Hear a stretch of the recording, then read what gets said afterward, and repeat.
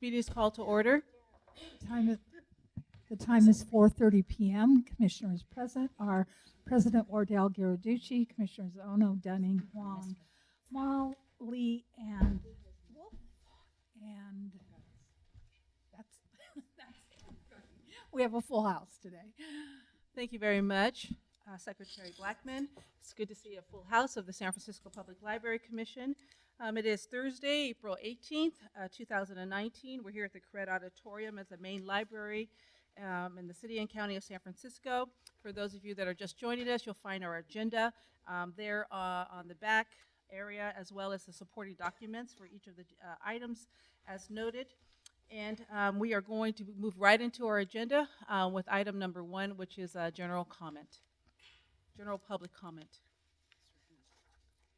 Members of the Library Commission, Ray Hartz, Director, San Francisco Open Government. There are 2 sheets coming around, both from the Sunshine Ordinance Task Force. One is a letter finding the original violation of placing the 150-word summaries improperly.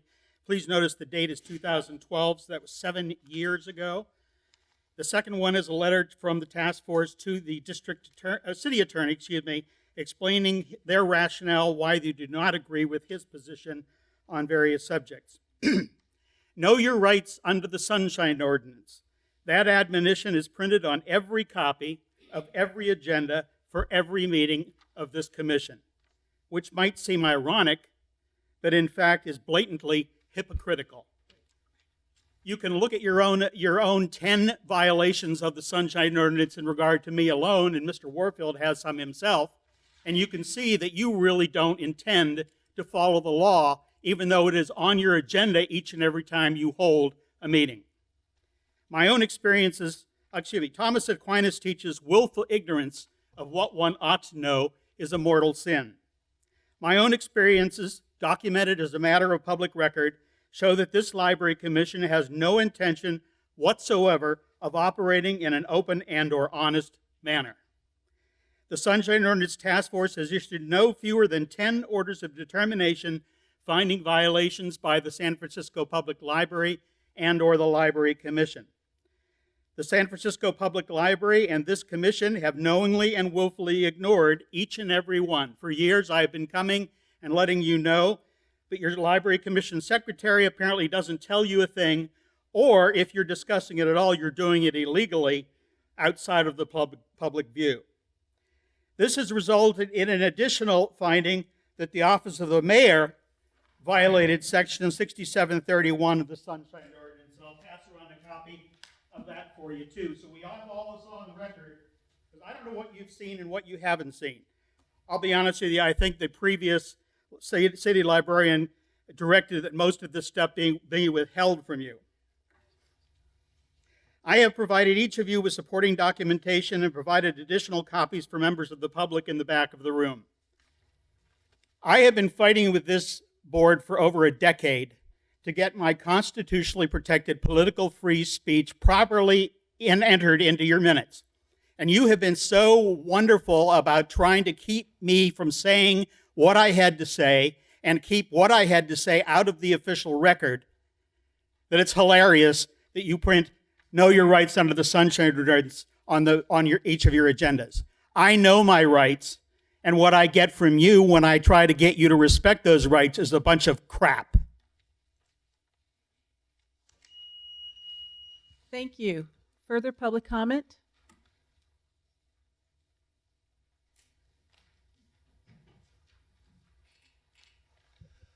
Good afternoon, Commissioners. I'm Peter Warfield, Executive Director of Library Users Association. It's nice to see a full house, particularly since it's so rare.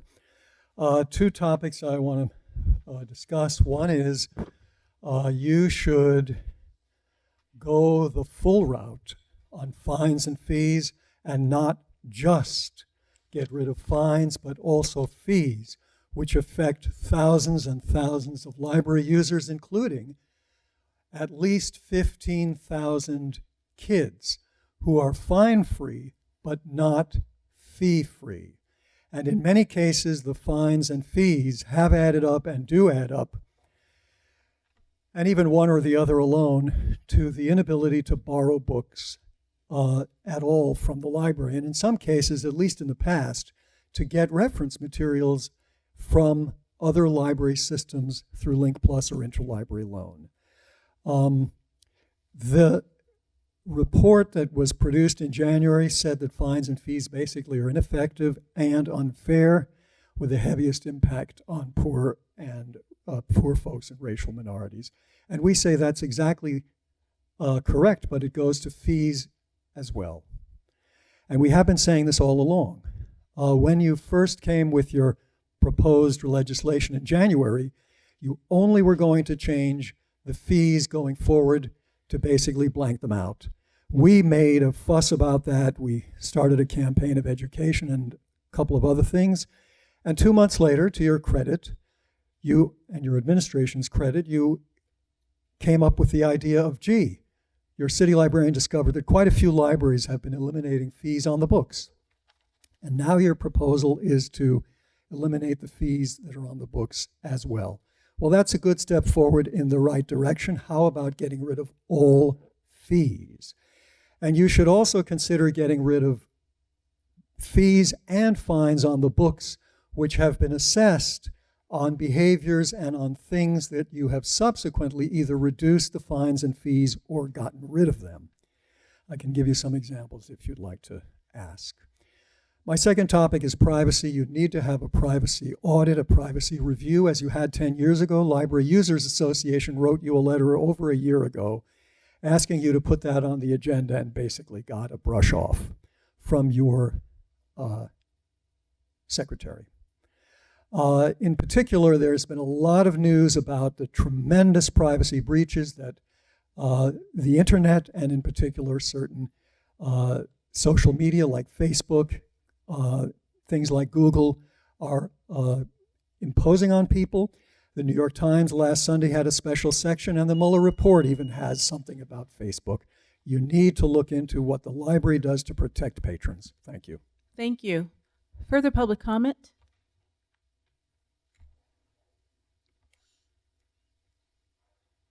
Hi.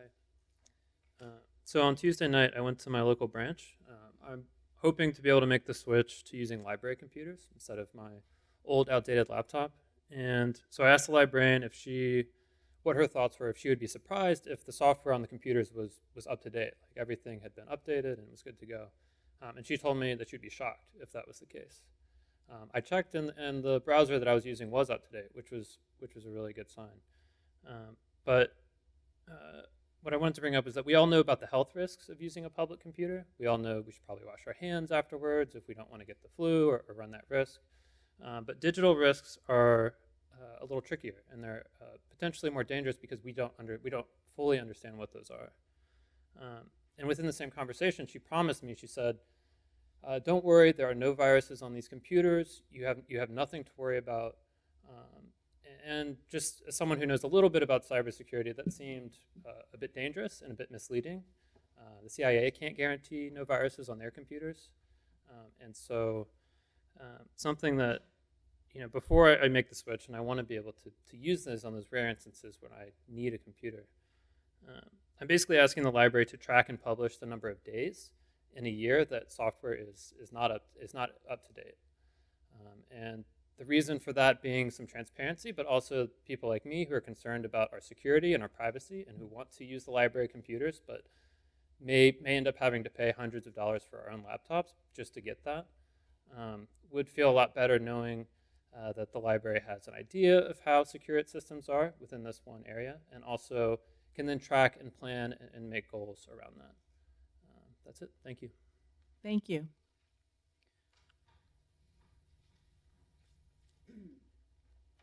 Good afternoon. My name is Marie Sapella, Executive Director of Friends of the San Francisco Public Library.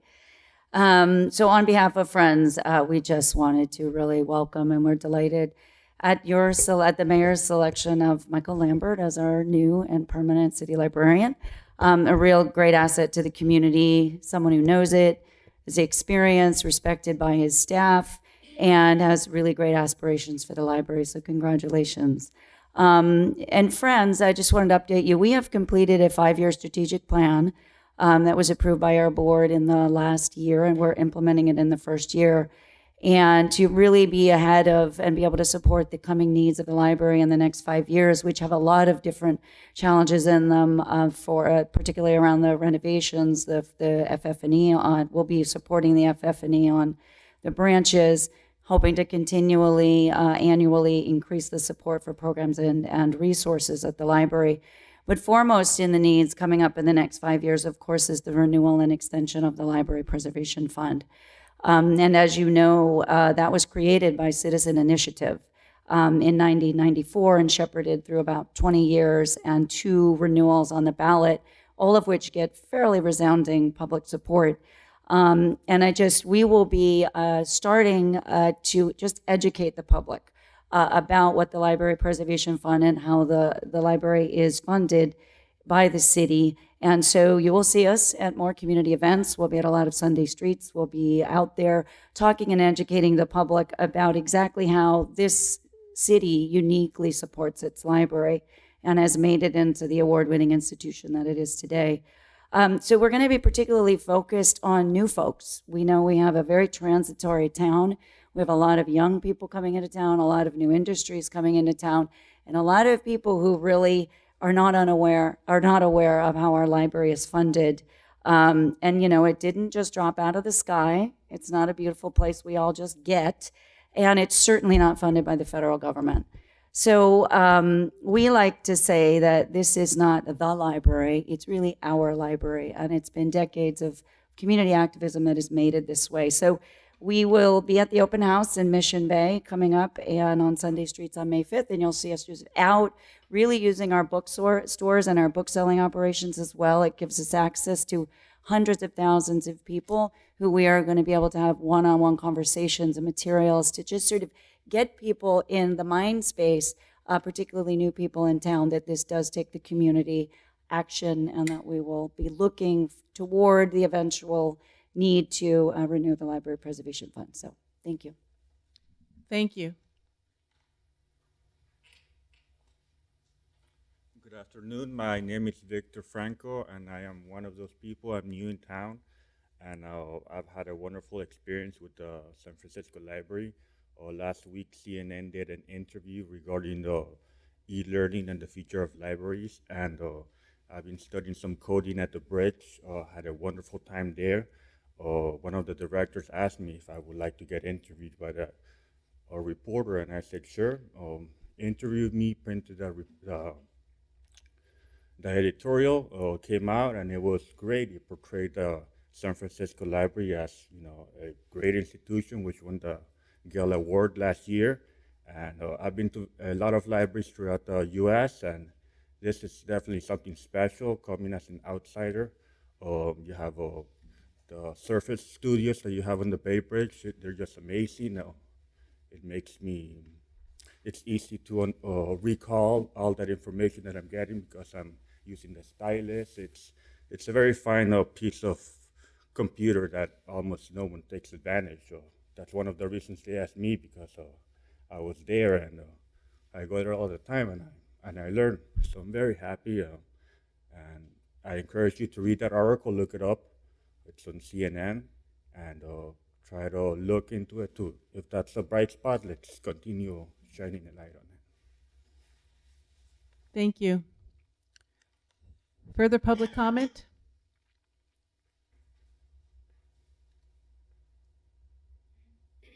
Seeing that there's none, we're going to move on to our agenda item number 2, which is the announcement of the nomination of the mayor's appointee to be city librarian. You have, this is an item to announce the appointment of Michael Lambert to be city librarian. Concerning the mayor's appointment of Michael Lambert as our new city librarian, on behalf of the commission, I wish to report, in accordance with Gillespie versus San Francisco Public Library Commission, that at a special meeting on March 14th, 2019, the Library Commission nominated Mr. Michael Lambert to the mayor for the position of city librarian. All commissioners here and all commissioners on the Commission were present, and the roll call vote on the nomination of Michael Lambert was unanimous. That's the end of that particular item.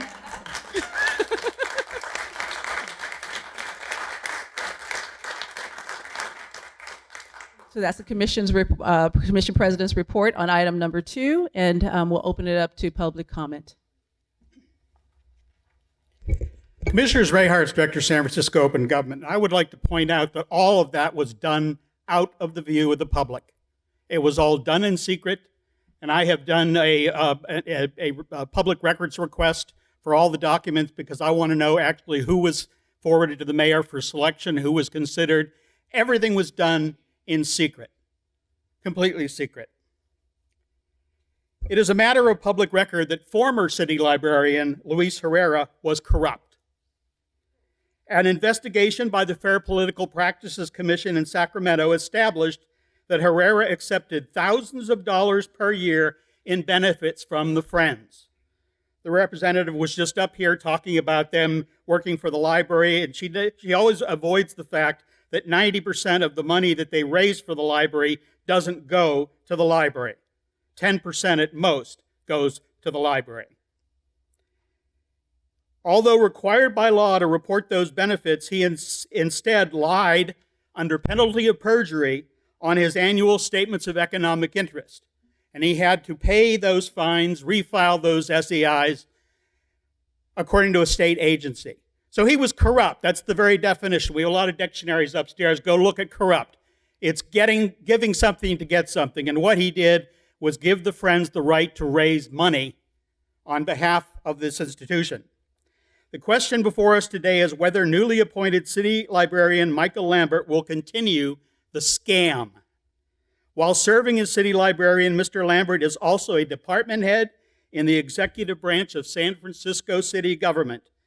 I do not believe there is any legal basis for a person serving in that position to empower a group of individuals to raise money in the name of a city department. That is particularly true given the Friends act completely without oversight and by design out of the view of the public. They're sneaks. They take money, and for years they were paying him $5,000 or more a year in things he was supposed to declare to indicate that there was a conflict of interest, which there was, and the FPPC found that. And I want to know if Mr. Lambert is going to continue the scam, because I think that using library resources, including the library's website, to steer unsuspecting citizens to a group to contribute money that's supposed to go and support the library and failing to let them know that 90% of the money will never make it there. We're talking over the decade that I have been working on this, almost $80 million. And what does the library get? $375,000 to $420,000 a year.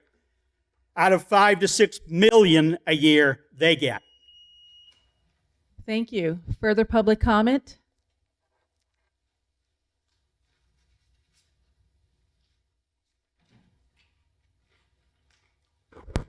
Peter Warfield, Executive Director of Library Users Association. Mr. Hartz makes some extremely valid points that are very important and that really raise questions about how the library is operating and how it's controlled. There's an interesting newish book out, Winners Take All. It's about basically the charade of philanthropy in looking like it is doing something good for folks, but in fact staying far away from the causes of why those folks are in the pickle and the difficulty and the unjust situation that they are in. And I recommend this book highly. The appointment of Mr. Lambert is certainly a triumph of library public relations. The Mayor London Breed press release that's referred to in the agenda has in its second paragraph, he has championed increased and equitable access to libraries through expanded hours, and a fine-free library system. Well, what he accomplished was, with fine-free, was to get the Treasurer's Department, which had a financial justice section, and has, which is supposed to look at fines and fees all throughout the city and their inequitable and unequal application and impact on poorer people, got them to limit completely the discussion of fines and fees to only fines, and to recommend in a 41-page report that only the fines going forward be eliminated. That was pretty much the smallest possible thing that you could do. That report and the recommendation you got in January completely ignored the fines that are on the books, almost $600,000 worth in January. Nobody talked about that. We got it from the library on an information request. And it completely ignored the fees that are on the books in January of this year, $2.4 million, more than 4 times what is on the books for fines. Fees completely ignored. Now, there was a step forward, as I mentioned earlier, that the fines on the books now, 2 months later, after we made a fuss about it, are going to be eliminated. Fees, all fees and all charges should be included.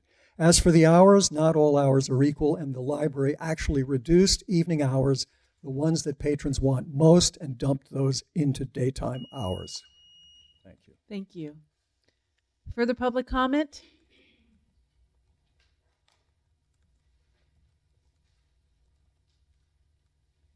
Okay, seeing that there's none, we're going to open it up to my fellow commissioners.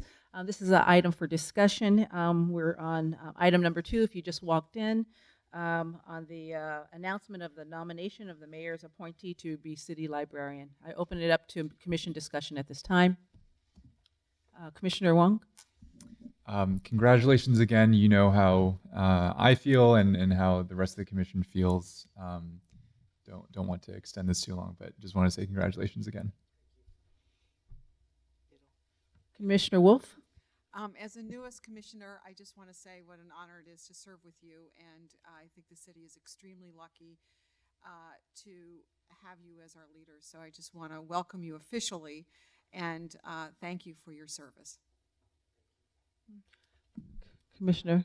And I also want to congratulate Mr. Lambert on his selection, and also just for the public, acknowledge that any one of these types of searches, it's an HR process, and it's sensitive as to who applies because they don't want their current employer knowing that they're looking for another job. So we respect that and we honor that, and so that is why some of our processes are done in closed session, because we want to protect the applicant's privacy rights as they go through the HR process. All of your processes. Vice Chair? Vice Chair. Well, am I I may be the oldest. Longest. I'm not trying to help you. Well, you came on when I did. Yeah. Okay, well, one of the longest and one of the oldest members of the commission. It's really exciting to see you have the official title. And over the past year, I think all of us have just seen you really rise to a wonderful spot in this organization. And it's clear that we were all totally supportive of your nomination. Thank you so much. Commissioner Ono? City Librarian Lambert, congratulations. Just wanted to say it officially. You may think that you have big shoes to fill, but as Commissioner Mall had pointed out, during the last year you have impressed us all and you have grown. But one of the things I also liked about your interview was that you do recognize that you have a great team that's behind you.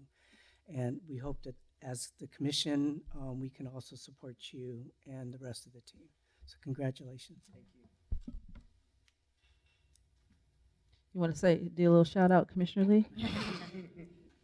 Yes, I would simply say that you are the best of the lot, and we're just happy that you stayed on and carry it so much more forward. So I look forward to all these more to keep the San Francisco up in the front of the pack. Thank you, Commissioner Lee. Okay, so moving on, we're going to move to agenda item number 3, which is jail and reentry services. And this is a discussion on our jail and reentry services. It's also known as JARS. The library's initiative to provide books and reference services to people inside San Francisco's 3 county jails. Thank you, President Wardell, and good evening, Commissioners.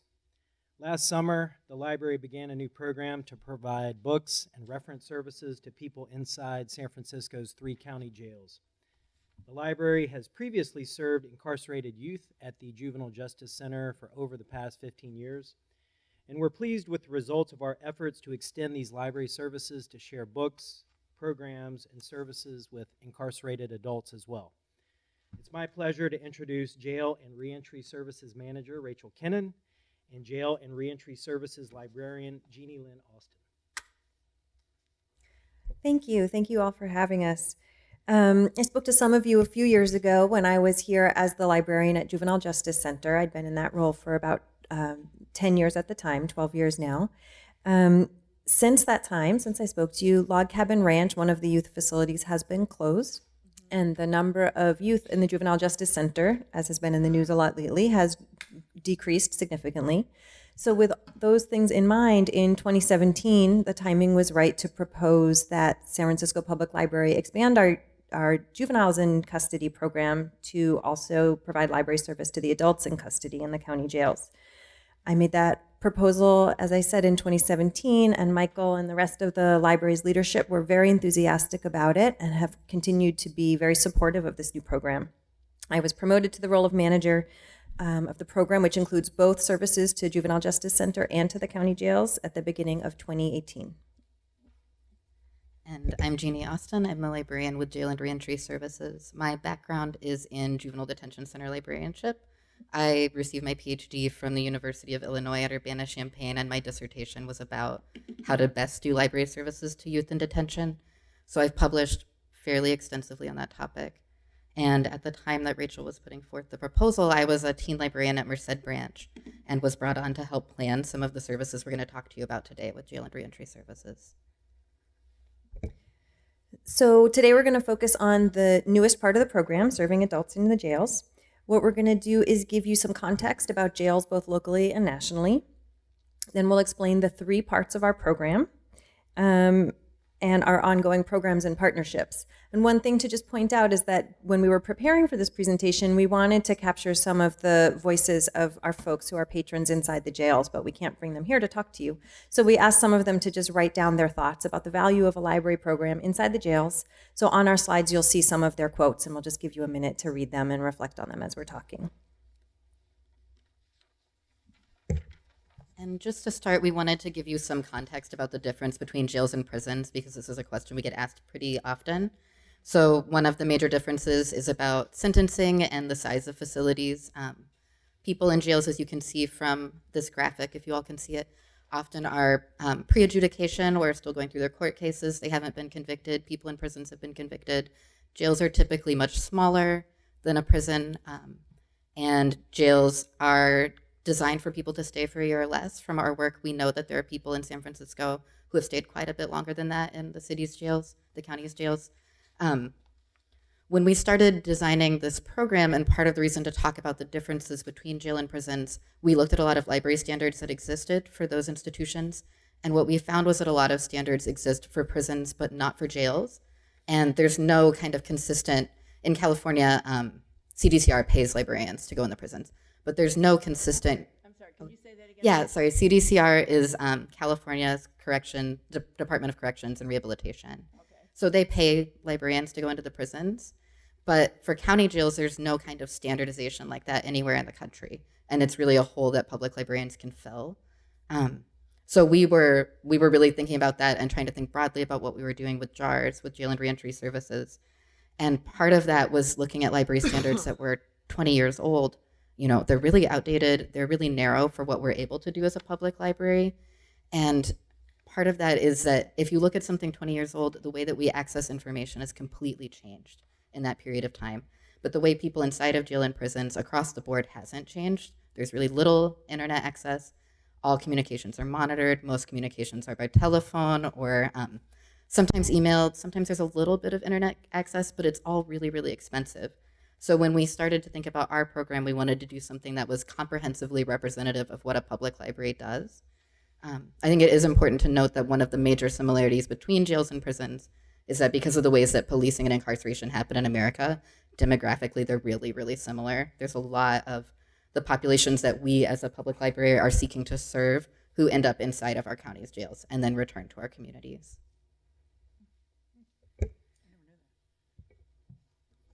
So in early 2018, just a little more than a year ago, we were doing some program planning, and we wanted to figure out what our model would be for our program. We spoke with librarians in public libraries, mostly in New York and in California, also some other parts of the country, who are already going into their local jails. And we asked them what their programs are and what they would suggest we do. But we also wanted to ask the folks who are inside our jails, what would you like from the library? So we got their opinions and their perspectives a couple of ways. One of them is we use the survey that's on the screen here to ask people what types of books they'd like to read. There's a longer version of the survey that we gave to some people. It says what kind of programs might the library provide that you'd like to participate in. And we also asked them, because this was our one chance to capture this information, what is your experience with the public libraries already on the outside?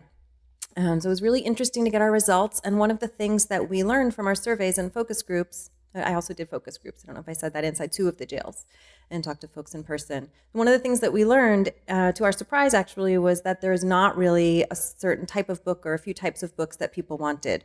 People's interests are absolutely as general and as diverse as they are in our public libraries. So our collection really resembles a branch collection. We do recognize that it is representative of the diversity of our patrons inside, and that's important to us. But we also really have to have almost every kind of book that we can access for our folks. So we did our surveys, we talked to other librarians, and what we came up with is a program that has 3 parts. They are direct service inside the jails, reference by mail, and reentry support.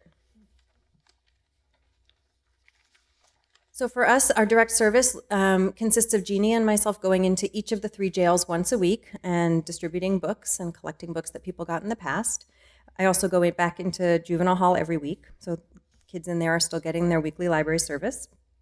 Since there are 1,400 people in the adult jails, we can't see everybody every week, so we're on a 3-week rotating schedule. Some people we see more like once or twice a week, but the way we choose who we see when is that we prioritize people who are in the highest restriction housing units. So people who are in the medical area or the psychiatric area of the jail, or people who are in administrative segregation, which is basically a form of solitary. They're the folks that we see as often as possible, as often as once a week, because they have the least access to other kinds of programming and contact with folks, with civilians. So they get our most priority service.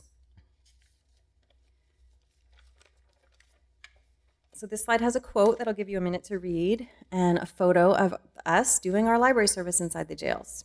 So when we say library service inside the jails, we don't have an actual library room. Instead, we have this book truck, and it's kind of a part of each of our bodies at this point. It's another appendage for us. We're with it so much of the week.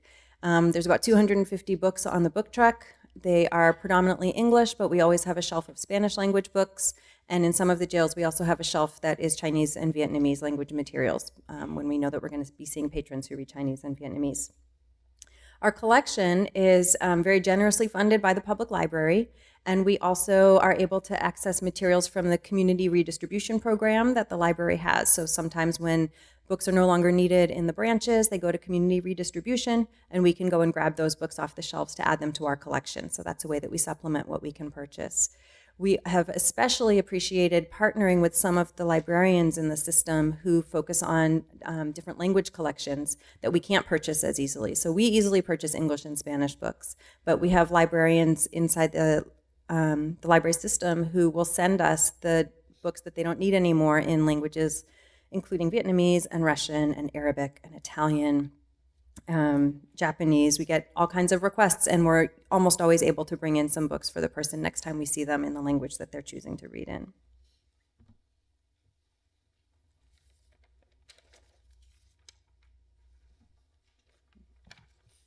Oh, here's another picture.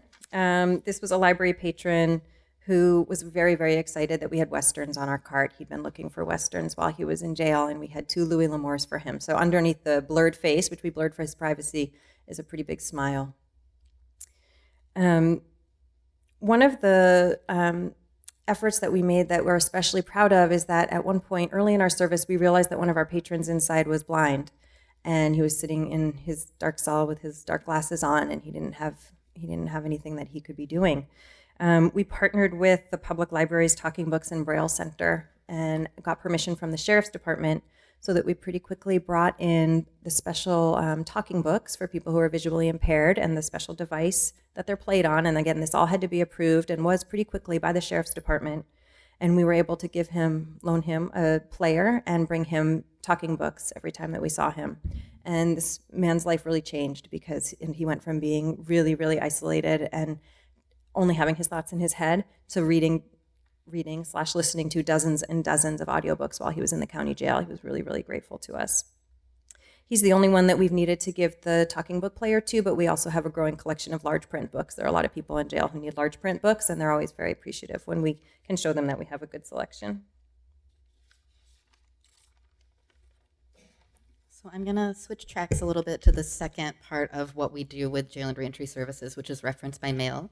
This is a program where people inside of jails and prisons in California and adjacent states can write to us twice a month and receive 20 pages of information in response. So this is something that when we were doing all of our background research, when we talked to New York Public Library, we came across as something they've been doing for 30 years. They were serving the entire country. And we're just struck by the beautiful simplicity of it. If you don't have the internet, how do you get information? It's through a librarian, through the mail, information you can trust.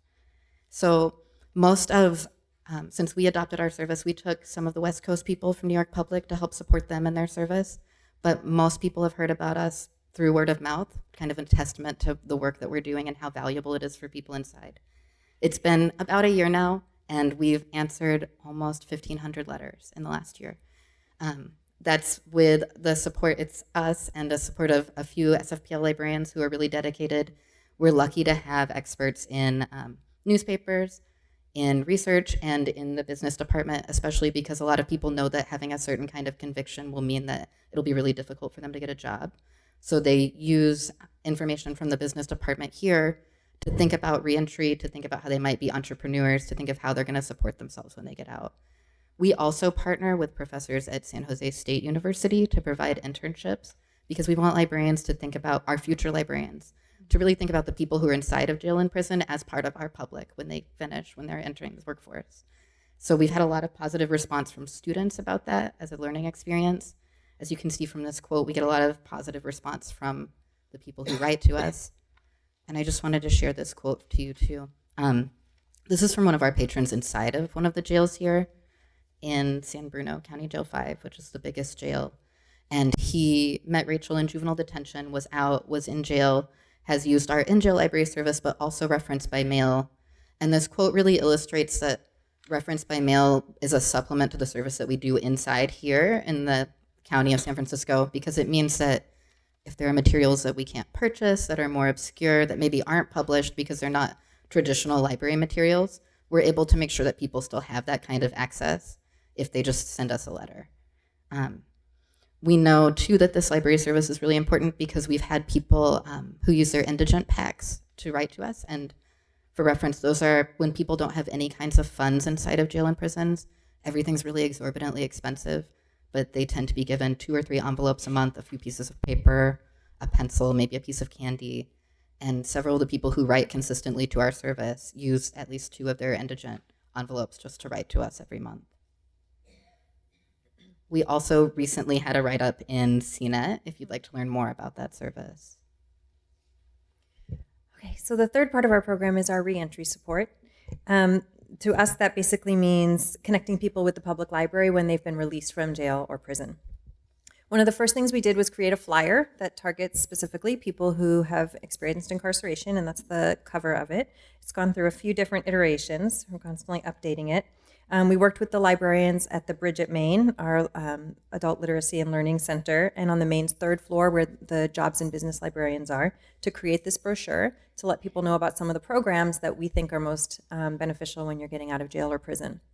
So here's the inside of the flyer. As I said, it's changed a little bit. We've added a line about please bring your kids to the library, and we're about to add a reminder that folks can access our social worker team, who have been really helpful to our patrons when they come and visit the library. So it's still undergoing changes, but when we see folks inside the jail and they say, oh, I'm gonna be getting out soon, what should I do with my book? Or they're just excited because they'll be getting out soon, we immediately give them this brochure. And people have been incredibly responsive, very grateful to know that the library has thought about them and uses our time to target them as future library patrons. So people are very happy to get this. We encourage our, let me just show you the back. It's just a map of the libraries around the city. Some people aren't able to or don't want to come to Civic Center. A lot of people do use the main library, but other people who have experiences with drugs that they feel that this neighborhood is just not a good place for them to be. So we make sure that they know about all the other libraries that are also as welcoming and have programs that are correspond to the ones at the main. We recommend that people start out their visit to the main library if they're coming here with a stop at the Bridge at Maine, and the staff at the Bridge has been incredibly helpful collaborating with us to support folks who are in reentry. We hear from people who work in the Bridge that we regularly now have people coming in and saying, I know Rachel and Jeannie, or I know the librarians in the jail, and they told me to come here. So the Bridge staff is giving them extra support, making sure they have library cards, making sure they know about all the other resources that are here at the library. So we've been busy trying to spread the word about our work. We've done some presentations, both at statewide and national conferences in 2018, and we found out today we'll be presenting about reference by mail at CLA 2019 in Pasadena. Jeannie went ahead and started a CLA special interest group, so we now have a way to connect with other librarians who work with people in custody or library students who have an interest in that kind of work. And much like a year ago, we were contacting California and New York libraries to ask about their programs and model our work on them. We have recently been contacted by Marin County and Santa Clara and someone else, another Bay Area county, who are trying to start programs and want to learn from our program and the work that we've been doing. So I realize we might be a little bit over our time, but we did want to share some of the programs and events we've been able to do just in the last year. We've had author visits in juvenile detention and in the jails. We've had screenings in juvenile detention as well as public screenings here in the Corrette.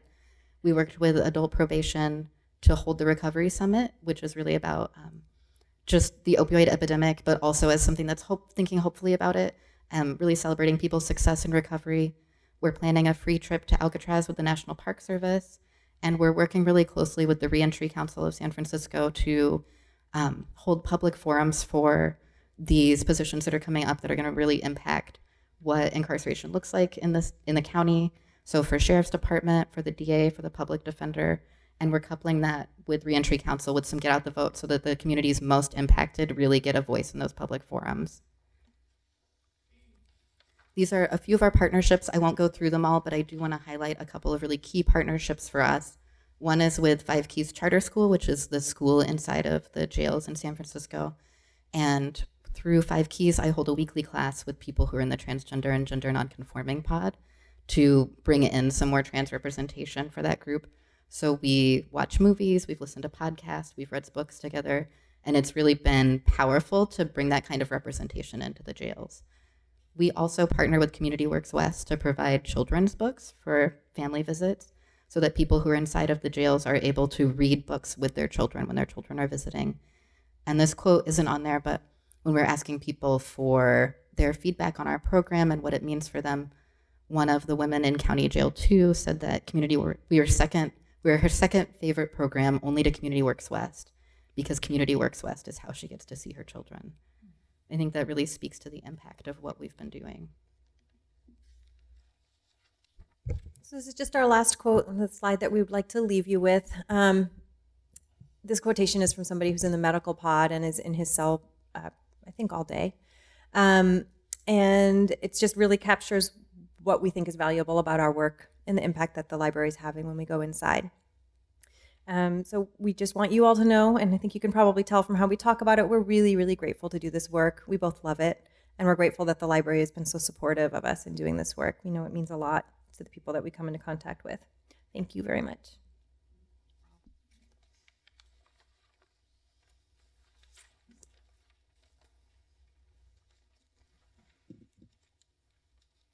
Thank you, Rachel and Jeannie. Thank you. We're going to move into our public comment, and then we'll go into a commission discussion after that. Commissioners Ray Hartz, Director, San Francisco Open Government. In my mind, by definition, any program which expands the access of individuals and communities to library and reading materials is by definition good. Anything that does anything like getting rid of the fines that impact people of color and the lower income community are, again, by definition. I have tried over the years when coming here to be very careful to make clear that my problems with this library have never been with its programs and particularly never with the staff. I think the programs, although I may not always agree with them, which I would assume some of you may not always, I have always felt that the library staff does an excellent job, and I would like to echo Commissioner Lee's comment earlier saying that I hope Mr. Lambert appreciates the quality staff, the experience, the knowledge, the caring, and things that they bring to it. And again, I've always tried to be careful to make sure that people know that my problem has never been with the library itself. It has always been with the library's leadership. In fact, part of the problem I had with the library's leadership was that there used to be a union representative who came and spoke to the commission on a regular basis. And they stopped coming because I feel they were intimidated by the former city librarian. They did not feel comfortable coming in here and talking to you, especially not in public. And I think it was made very clear to them by Mr. Herrera that that was not to be done, because they stopped coming, and then I had to take you to the Sunshine Ordinance Task Force to get you to take that item off the agenda because it was false advertising. It was telling the public that you listened to the staff when you really didn't, because none of them ever came and actually reported to you. And when they did, the only one who actually said anything meaningful was someone who was leaving. So I'll be interested to see whether or not there will be a change in tenor of the administration. I believe a lot of the problems I've had with this library commission, I don't know what goes through your minds, because I've taken you back to the Sunshine Ordinance Task Force, and they have determined on 10 occasions that you've violated my rights, particularly under the law. And yet none of that has ever been presented to you. None of that has ever been discussed by you. It's as if you don't care. And what I said earlier, putting Know Your Rights under the Sunshine Ordinance on the agenda and then acting so hypocritically when someone actually does learn their rights and demands they be respected says a lot about you as people and as members of this commission. Thank you. Further public comment?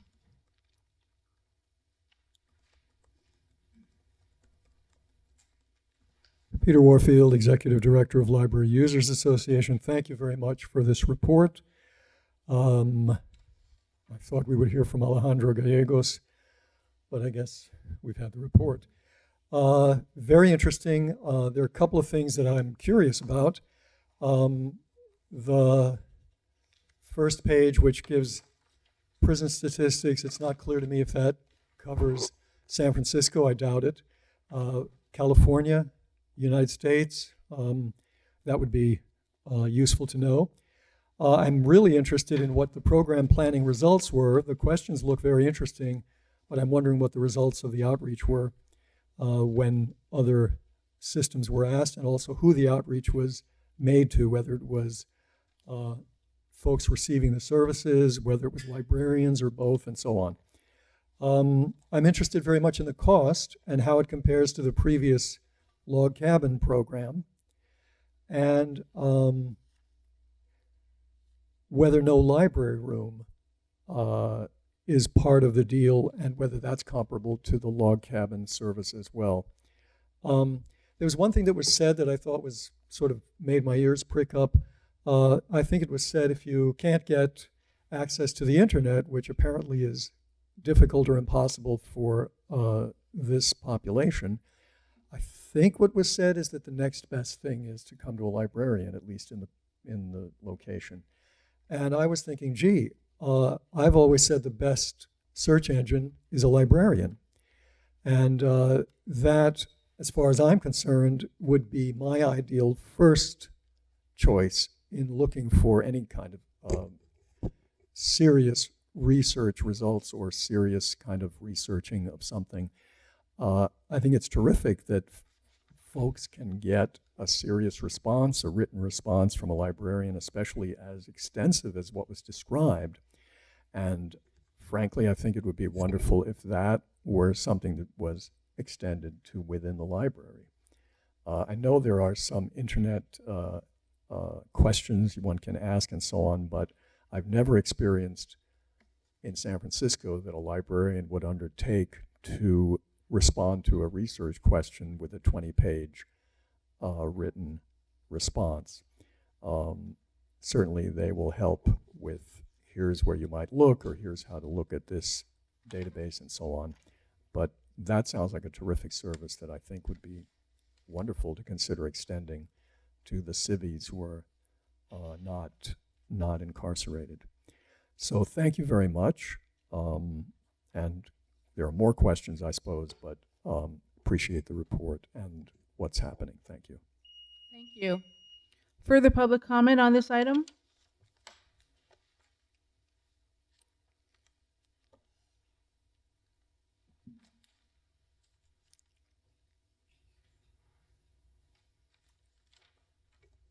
My name is Edna James, and I was on the council for a short while.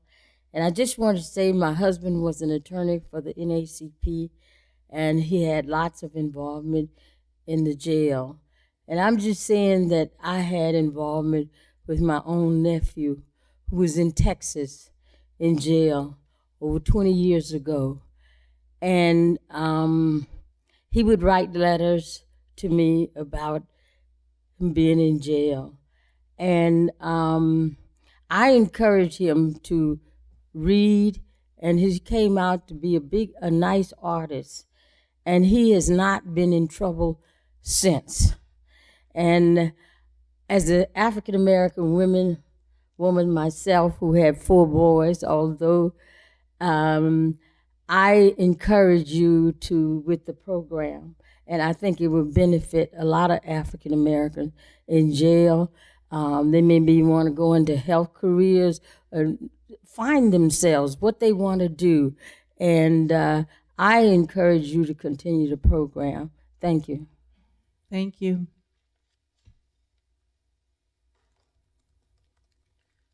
Further public comment? Okay, we're going to move into our commission discussion on this item.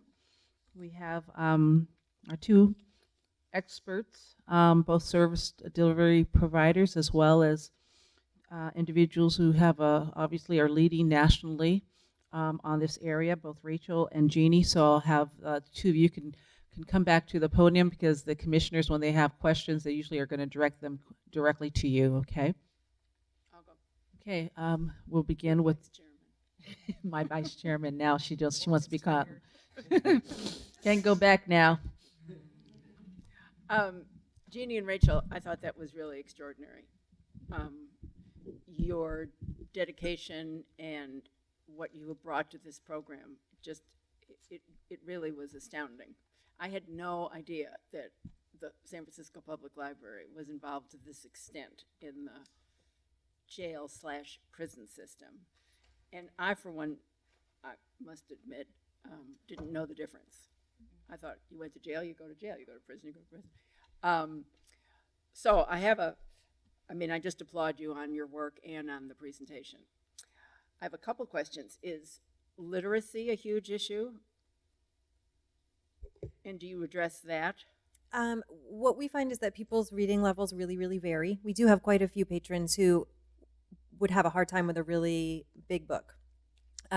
So the same thing happens in juvenile hall. People might start out with something like comic books or something that is kind of a high interest, lower reading level book.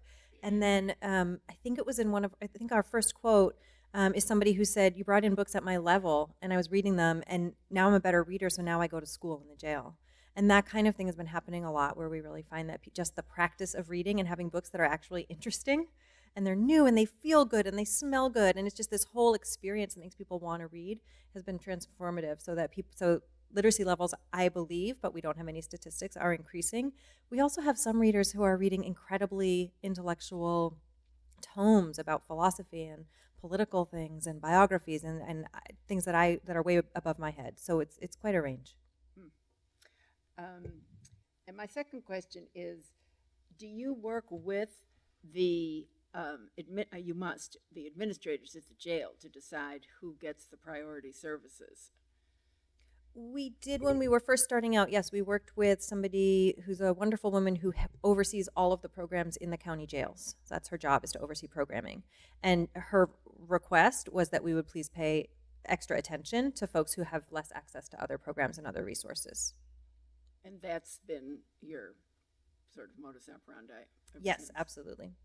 So, for example, there's the largest medical pod group. The pod is the living area. The largest one is downtown, and we make sure we see them every single week.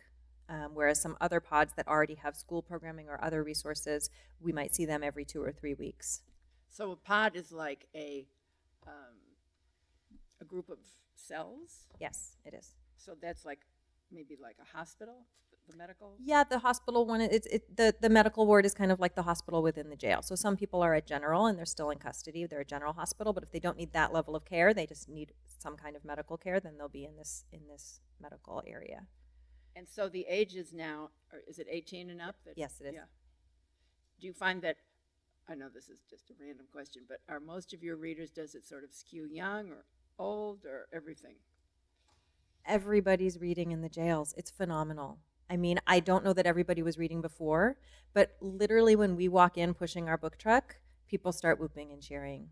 I mean, it's incredible. They run out of the shower and get dressed so that they can come get books. I mean, it's really been this highlight of people's weeks, people's time there. And they just talk about how their mind it feels different to them to be in jail because they have these outlets and they have these opportunities to be inspired or be distracted or whatever it is they're using the books for. We have artists in the jail we bring in books on art that they request, and they're inspired. You know, they can't just get models for things that they want to make art with on their own. They need us to bring in the material for it, and it's really happening for them. Thank you. Commissioner Wolf. First of all, Rachel, thank you so much. 12 years of service, it's really extraordinary, and I think that's really inspiring that you have grown and really taken this, your responsibility, and really allowed it to evolve to what the clients need. And Jeannie, we are what a gift to have your expertise be part of the San Francisco Public Library. I mean, it's just amazing with your background. I'm just really in awe of your service and your dedication. It really is inspiring. I really like the way that there are 3 parts to this program. I think that it makes a lot of sense. You can remember it. It's 3 things. But the one area that I felt that I didn't get a good enough sense of, because you didn't have as many statistics to give us, was the Reentry Support program. And I'm wondering if what kind of statistics you might have. I mean, are people really using it? Is there something that you feel what the next phase is for that? I'm just curious. So we know anecdotally that people are the way we think about reentry is really connecting people to pre-existing resources at the library.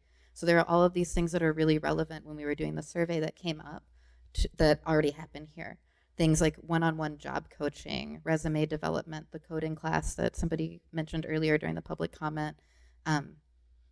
Those are resources that the library holds that people don't really know about very often, or it's not, people still have a barrier or a previous relationship with libraries where they're very traditional. But San Francisco Public Library is not a traditional library. We're incredibly forward thinking. We have so many resources that are relevant for people. And part of just having that little flyer, what it does is opens that door up and invites people to come in and utilize those resources. So that's been most of our reentry so far. We've also been trying to raise more public awareness through some of the programs we've done here.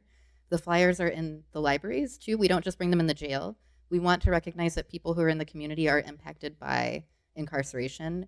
If it's a family member, a loved one, you know, a community member, it's something that's happening at a really wide scale in our communities. And so having that recognition is another way that the library says, like, we see you, we know this happens, and we're interested in supporting you through it. But recently we've been meeting more with Leah Esguera, who's in charge of the social workers, to think about how we can have, when people come in for reentry support, they can be politely asked if they would also like those kinds of resources we offer. Because I think of all of the things people don't think about with a library is social work support, support for trying to find housing, support for finding food. You know, these are incredible resources. When I've told people about the showers, many of the patrons that are coming out of the jail don't know where they're gonna live. And that's been a huge resource for them. Thank you.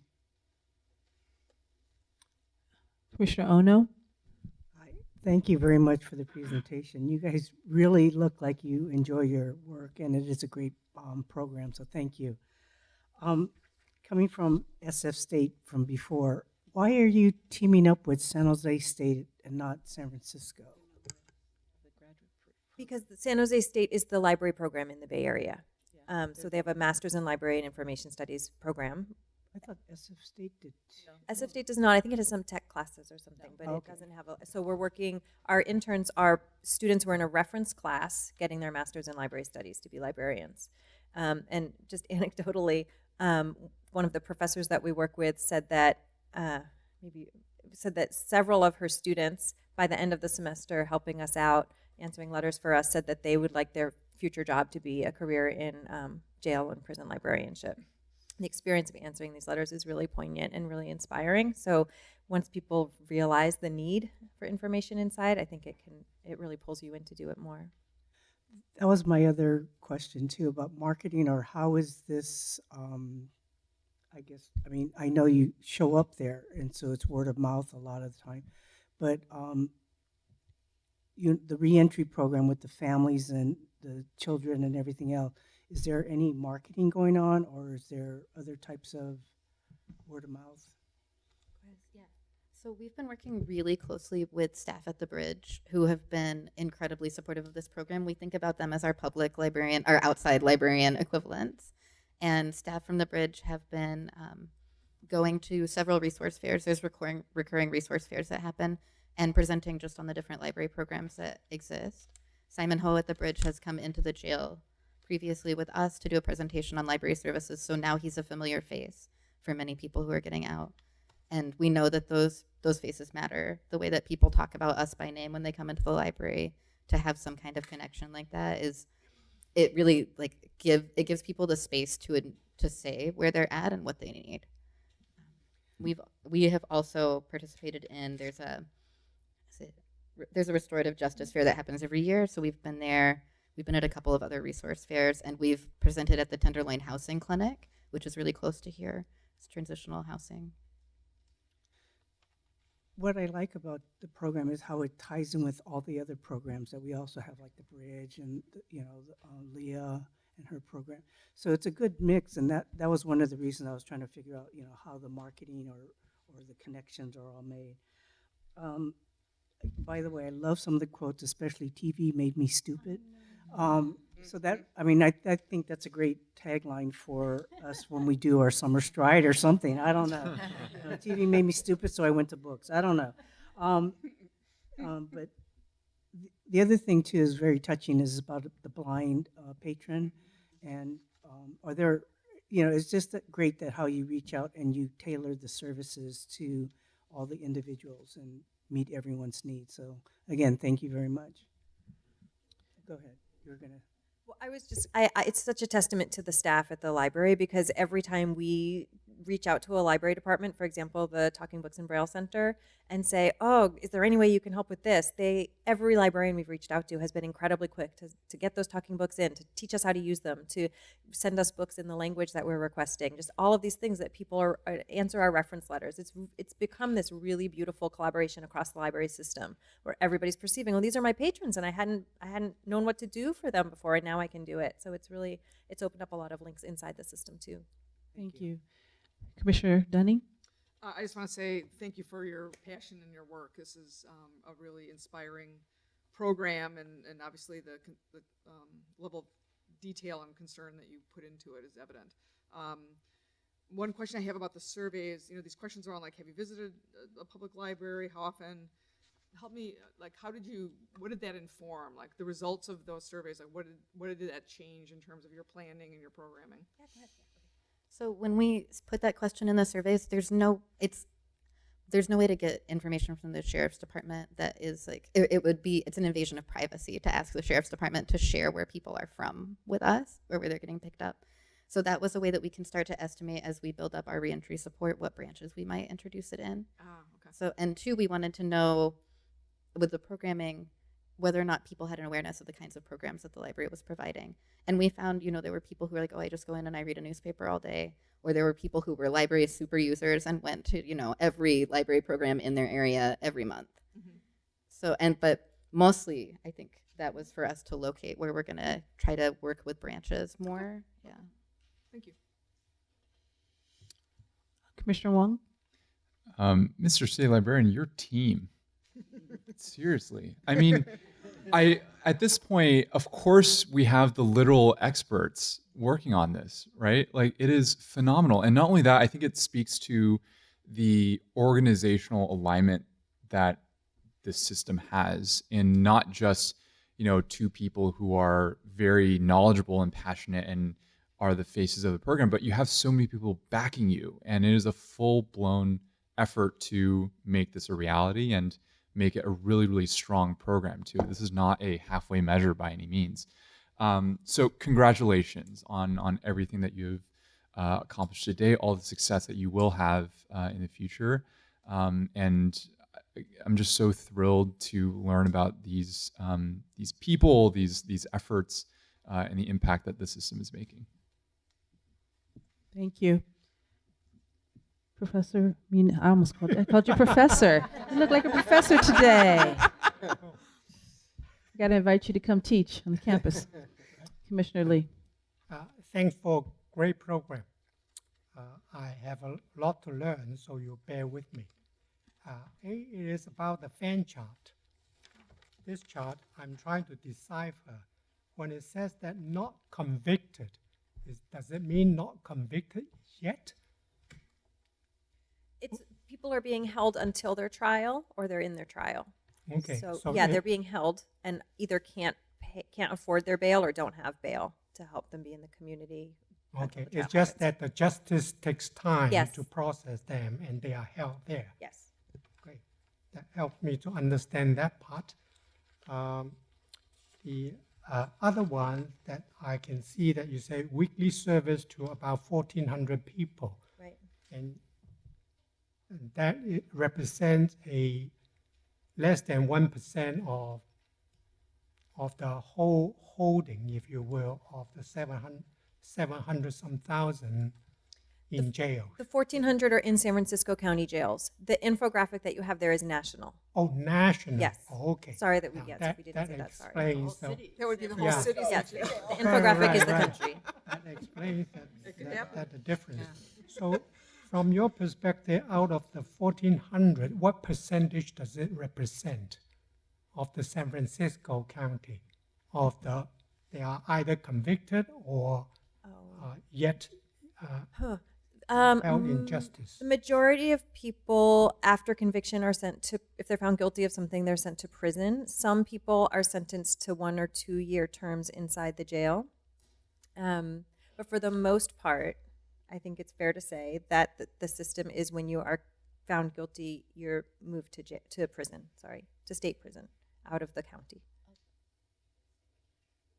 That wasn't the question. Although locally there is an ordinance that allows some people, depending on their convictions and a lot of other things that are involved in the process, to stay locally in the jail so that they're closer to their community. No, I'm just wondering the percentage of the 1,400 represent, if there is 14,000, that means only 10% of the people who are taking advantage of this offering, and there is a big opportunity of the 90%. That's why I'm asking about the percentage. So how many people are in the county jails? Each day, there's about between 1,300 and 1,400 people in the jail. We don't have any idea what people are charged with or whether they're post-conviction or not. We don't want to know, and we do not encourage. There's no need for us to know what their charges are or where they're at in their process, because we want to just provide service equally to everybody. So maybe we may have confused you by putting a national infographic in our slide, but almost everybody who's in this county jails is using our service. I mean, unless they're at court when we come to their pod, or unless they're asleep or something, they're almost all getting up to get books off of our truck. So from your perspective, it's close to, let's say, 100% then? It's close, yes. Okay. My other question is sort of more logistics, so to speak. Do they all have library cards or accounts, or how do you make them to have a library card and account? They don't need it to get books out, to borrow books from us when we're inside the jails. We can't have any technology with us in the jails, and library cards would be considered contraband because they're hard and could be fashioned into something that you don't want in the jails. So there's no library cards. They tell us their name. They can borrow up to 2 books from us each time we come in, and that's partly because we need to have enough books for everybody that we see that day, and also because the Sheriff's Department has limits on how many books a person can have in their possession at any given time. So they can borrow 2 books from us. We actually encourage people to share those books with other people who are in their pod, because we know 2 books is not a lot when you're only seeing us every 2 or 3 weeks, and we just want them to give us back any 2 books that have our stamp on them. We mark all of our books with public library stamps. So we want any 2 books back so that they can get books from us the next time we're in. So the logistics are actually very, very simple, much simpler than at a regular library. So in that case, that means they are limited to the books that you bring to the library. They would not be able to see the whole catalog. They do not see a catalog, and they don't have access to the books in the regular library, the outside library, right? Just our own special collection that we choose for the jails. Okay, I just try to gain understanding what is the accessibility of them to what it is, the resources, the rich resources that the library has to offer. So you answered my sort of curious question to see how else to get them even have access to the more rich resources the library has to offer.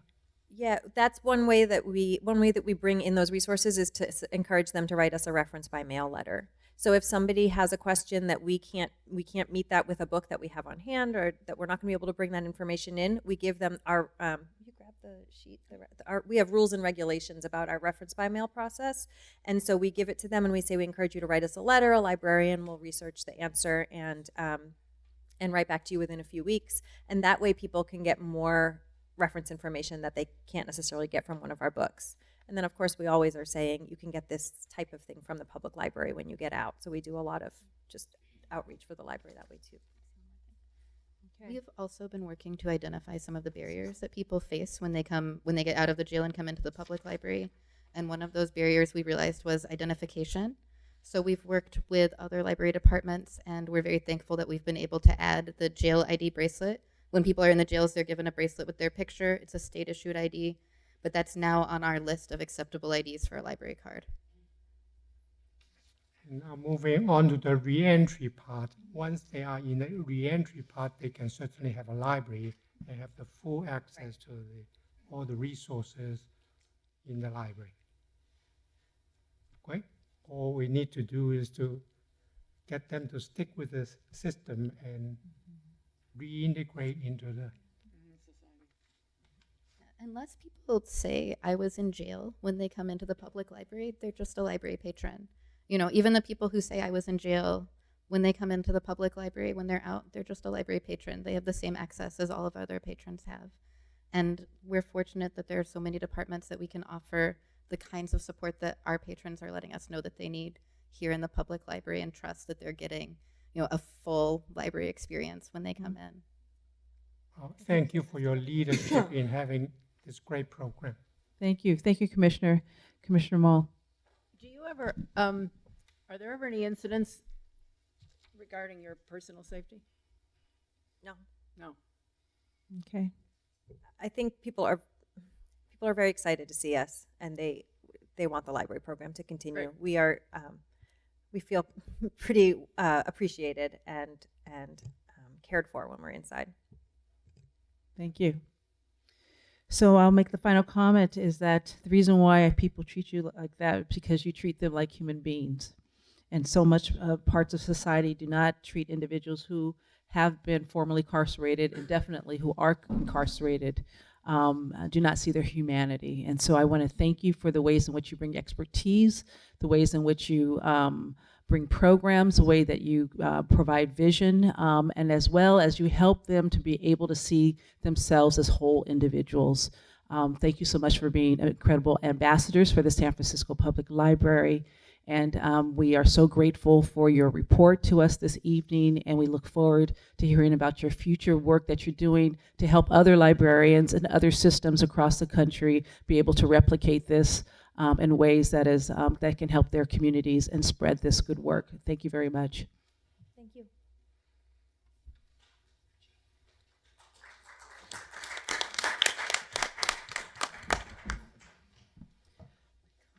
So we're going to move right on. Commissioners, I see if you need to stretch a little bit, you can stretch. But we're going to keep moving on our agenda. We're on item number 4, our Branch Capital Projects Community Engagement Update. This is a discussion of the library's community engagement for the capital projects for the Mission, the Ocean View, and the Chinatown branches. And we're going to have a presentation here by the further library staff. Thank you, President Wardell. You may recall at the January 17th Library Commission meeting, library staff presented an update on the branch capital projects and our plans to engage the residents of the Mission and Ocean View neighborhoods. Since that time, library staff has partnered with Public Works to convene a series of community meetings. And today our Chief of Branches, Kathy Del Neo, is here. She will provide an update on the progress of these capital projects. We also have our partners from Public Works in attendance, and I also see a member of the Ocean View neighborhood, our Council of Neighborhood Libraries representative, Miss Edna James, here as well. Kathy? Thank you, Michael. As Michael said, my name is Kathy Del Neo. I'm the Chief of Branches for the library. Good evening, Commissioners, and thank you for providing this opportunity for us to update you on the community engagement around the Mission, Ocean View, and Chinatown branch libraries. Before we launch into sharing what's been going on with that initiative, I just want to give you a little bit of a refresher. It's been a few months since we talked with you about the capital projects at these 3 branch libraries, and I want to just share the guiding principles that we're working with here. So we are striving to update the branches and enable SFPL's skilled library staff to provide 21st century library services to the public. We're looking for ways to create spaces that are flexible and adaptable, and to be as flexible and adaptable as possible.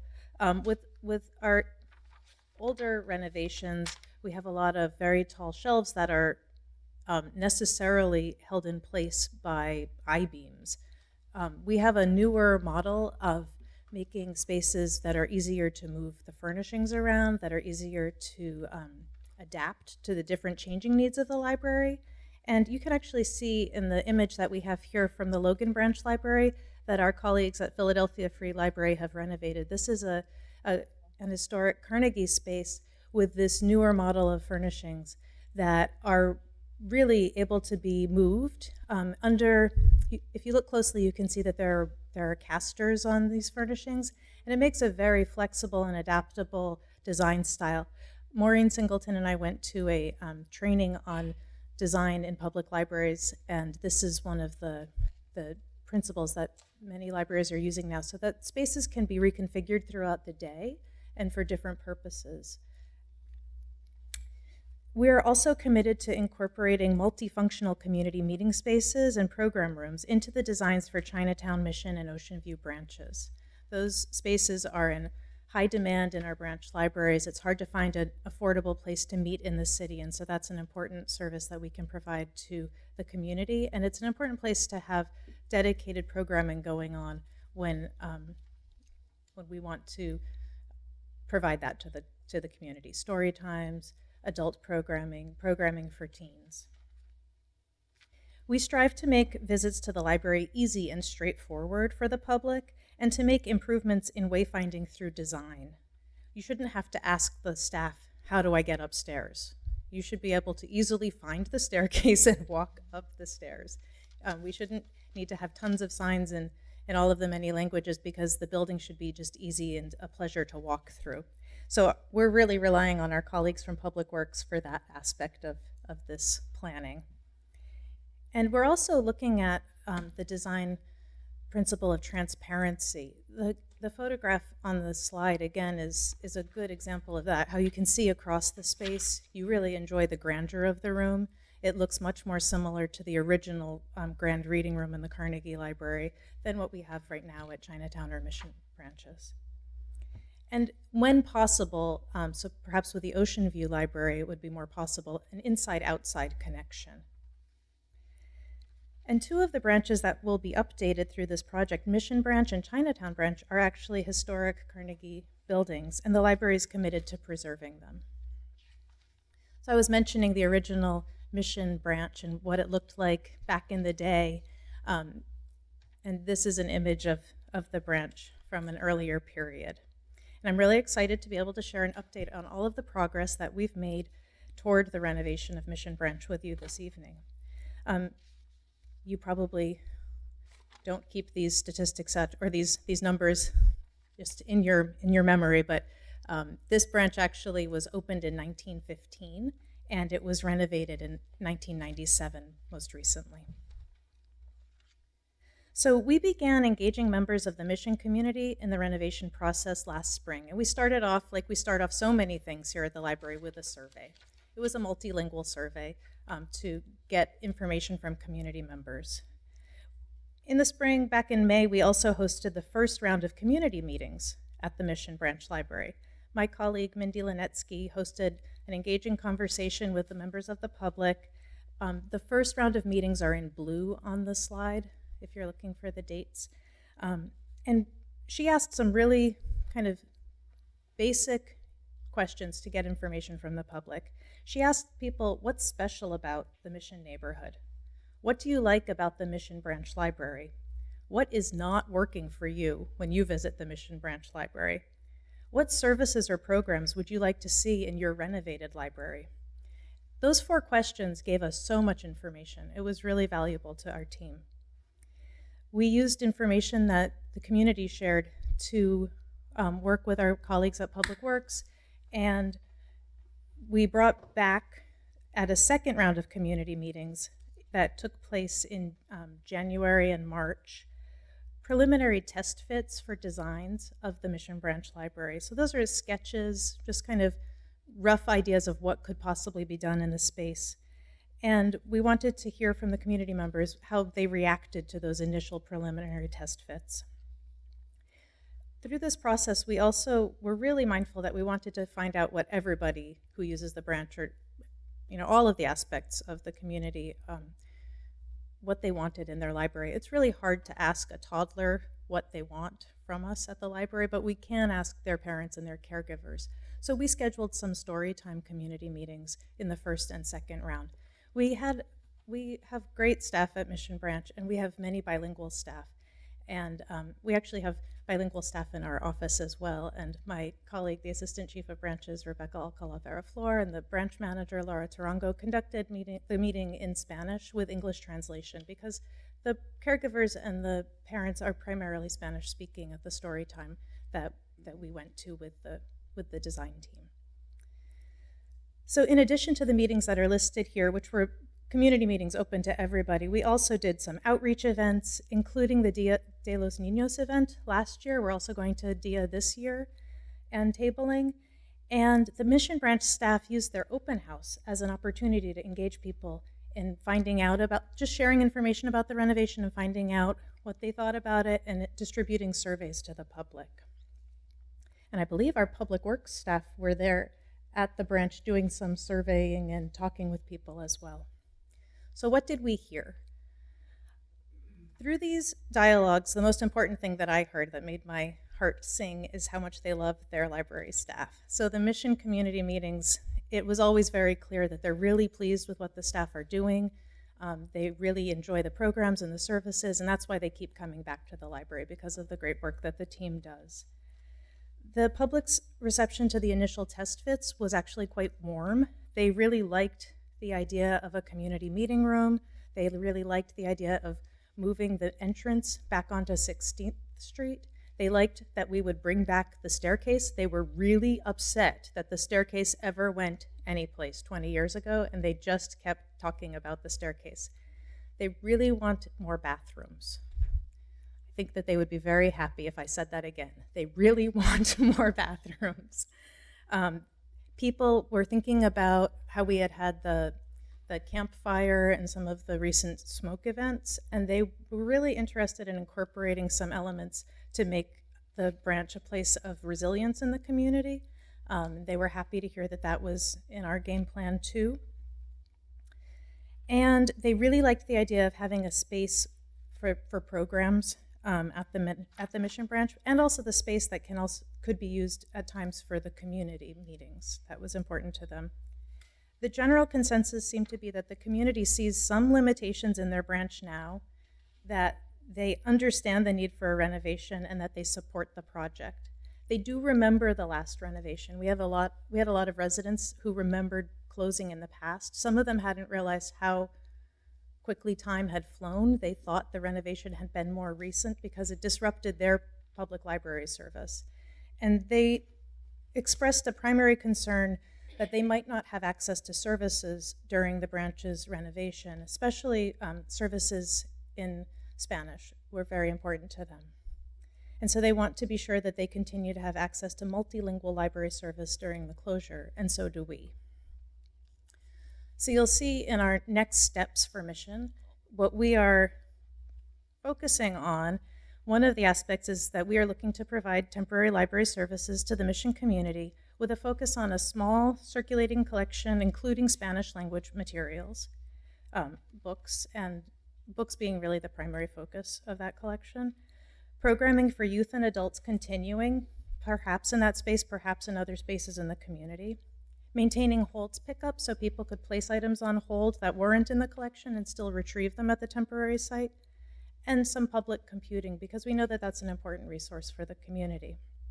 And toward that end, our team at Mission Library have begun looking for temporary locations in the neighborhood. We're looking at potentially partnering with other agencies that provide service to find a spot where we could co-locate for a time being, but we know that that may or may not be possible. So we're also moving forward with exploring different rental possibilities in the community, working with our Department of Real Estate. And meanwhile, our colleagues at Public Works are continuing to develop the renovation designs. And as I mentioned earlier, this is an historic Carnegie branch. And so there's a really kind of necessary series of steps that we must go through in that process. So Public Works has brought on the historic preservation architect that this type of project really requires, and they're working to set up meetings with the relevant review commissions to find out what we can do at the Mission Branch Library. For example, could we have modest expansions to the current footprint? Would that be possible? Because the community wants a lot out of their library, and we want to give them a lot in their library. So after we have more fully developed plans, we'll return to the mission community for a third round of community meetings. We haven't just been focusing on the mission, though. We've begun working on engaging our community that is served by the Ocean View Branch Library in recent months. This branch library opened in June 2000. It's a two-floor structure with the library materials for circulation on the first floor. Upstairs, there's a community room and there's a computing room, and also the public restroom and the staff work area. And it's located on the corner of Randolph and Ramsell Streets. Because each of our branches is a little bit different, each community engagement process might look a little bit different. But we began this with conversations with community leaders. We have a lot of strong voices in the Ocean View, and people were reaching out and wanting to share ideas once they knew that their branch was one of the ones that was going to be renovated. So our branch manager, Lynn Maez, met with community leaders earlier this year in January, February, primarily. We are still in the process of distributing community surveys so that we can learn from community residents of the Ocean View neighborhood about what they want in their library. We had a meeting on February 20th at the Ocean View branch in the community meeting room. It was packed. There were a ton of people there, even though we were up against a really big community event also happening at the same time in celebration of Black History Month over at the school. People came out, and it was really a great meeting. That first meeting was really very similar to that first mission meeting with those questions. What's special about the Ocean View neighborhood? What do you like about the Ocean View branch? What is not working for you? And what services or programs would you like to see in your new library, in your new renovated library? And it went a little bit different because the Ocean View community is not the mission community. And they said, it's really hard to think about this because we know there's a feasibility study and we know there are test fits that have already been developed a little bit. And it's hard to know if this is going to work for us without seeing the test fits. Can you show us the test fits? So, like SFPL usually does, we said yes. And when we came back to the community for our next meeting on March 9th at the IT Bookman Center, which is a much bigger space and had an even bigger crowd, we shared the test fits that Public Works had included in the feasibility study. And in the Ocean View neighborhood, like the Mission neighborhood, we wanted to hear from parents and caregivers. So you'll notice that on March 12th, we conducted a Storytime community meeting. That community meeting was held at the Minnie and Lovey Ward Recreation Center in conjunction with a regular outreach story time that's done. There's a food pantry there on that morning each week, and many caregivers and parents are there who speak Chinese. So we conducted that outreach session in Chinese with Helen, our branch librarian, speaking with the public in translation into English for staff of the library and other community members who speak English. So now it's time for the Ocean View community feedback. And I have to tell you, they love Lynn, they love Ruben, they love the whole team. They love walking in, they love seeing the librarians, seeing the circulation team, and getting help from them. And that is the one thing that they love about their branch, the staff. At every meeting, they sang their praises. Another thing that became really clear to us, though, is that they do not feel confident that renovating the existing branch library will address their community's needs. The residents of the Ocean View who attended the meetings expressed their desire for a larger library with more books, more seats, and more space for community members to gather. They also expressed that they want the latest in technology and that they want people to teach them how to use it. They want instructional classes for the public. The meeting room at that branch is very well used, and they want it to continue to be a priority, and they'd love to be able to use the room after hours.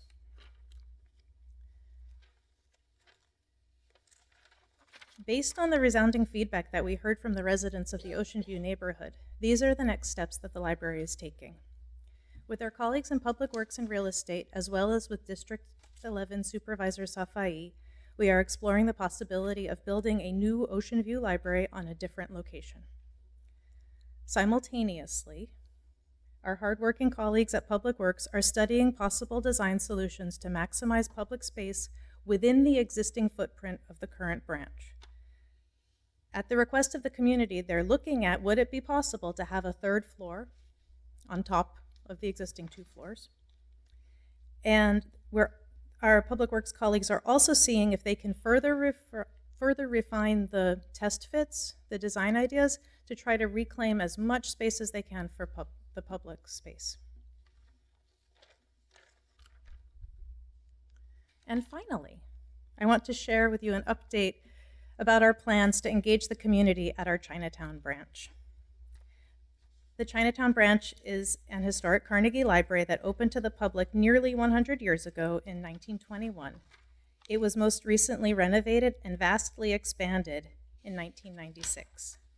We have plans to restore the historic Carnegie Reading Room on the upper level and to make improvements to all areas of the building through a renovation. Chinatown is the largest of San Francisco Public Library's branches, and a renovation will be quite complex.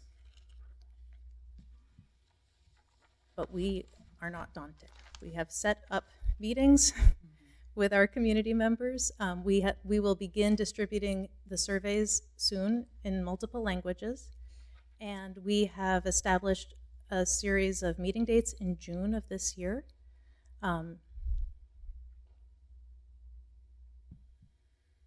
We're having the story time meeting, we're having a weekend community meeting, and we're having an evening community meeting.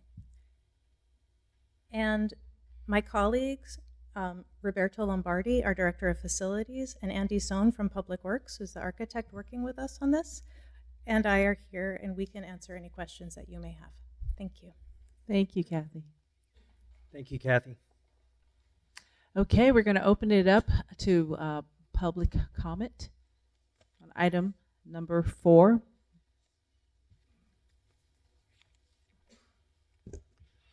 Peter Warfield, Executive Director of Library Users Association. This was a very nice presentation, but some things were left out, and I can give you some background with the Branch Library Improvement Program. The library is expert at ignoration. The library is expert at providing surveys that only ask the questions that they want certain answers to. It's expert at pushing forward its own agenda, regardless of what people say, and not raising questions for folks. And I'm concerned that that should not happen this time. One of the biggest things is, what about alternate services during the lengthy time that it's going to take to close and make changes to these branches? There's been some newspaper reports about unhappiness in the mission, and estimates of 1.5 to 2 years, with the library apparently at that time unwilling to provide alternate service of a real library. There are many empty places on Mission. Thrift Town is gone, a number of other places.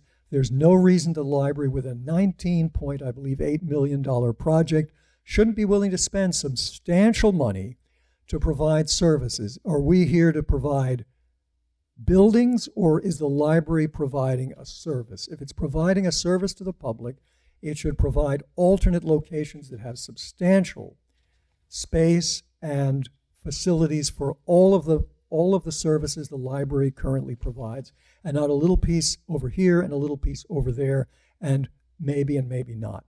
I remember when Park Branch was renovated, and the whole BLIP program had promised to consider alternate services, and instead of spending $30,000 for a year's rent at an alternate location, a block or 2 or 3 away on Haight Street where there were empty stores, the library opted for bookmobile service a couple blocks away. There wasn't even a sign showing how to get there at the library, and it was something like 7 hours a week, 2 days a week, once 3 hours, once 4 hours, something along those lines. It was appalling.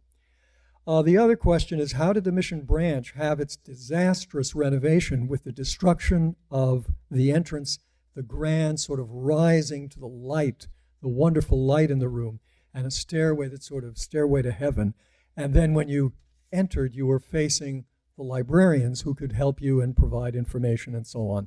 Now you come up a stairway, a concrete stairway on the side, you scurry up like a rat on a concrete stairway with a metal banister, and you scurry in at the very corner of the library where you can't even be seen probably by most peripheral vision of the library. That, I hope, certainly will be changed. And policy changes through architecture need to be looked at and discussed explicitly. Further public comment? Commissioners Ray Hartz, Director, San Francisco Open Government. I will have to say I agree with a lot of what Mr. Warfield said, in that during the Branch Library Improvement Program, I've been coming to this library for 20 years now. I moved here to San Francisco in 1999. And during that program, it seemed like customer service fell by the wayside in all the renovations. It was driven by the library's desire to complete the renovations and change the libraries and do this and do that. And what the customers needed or wanted was kind of not considered. And it's kind of interesting that I come here and sit in these meetings and I watch the fact that Mr. Warfield and I are pretty often the only members of the public who ever come to your meetings. And I have to wonder why that is.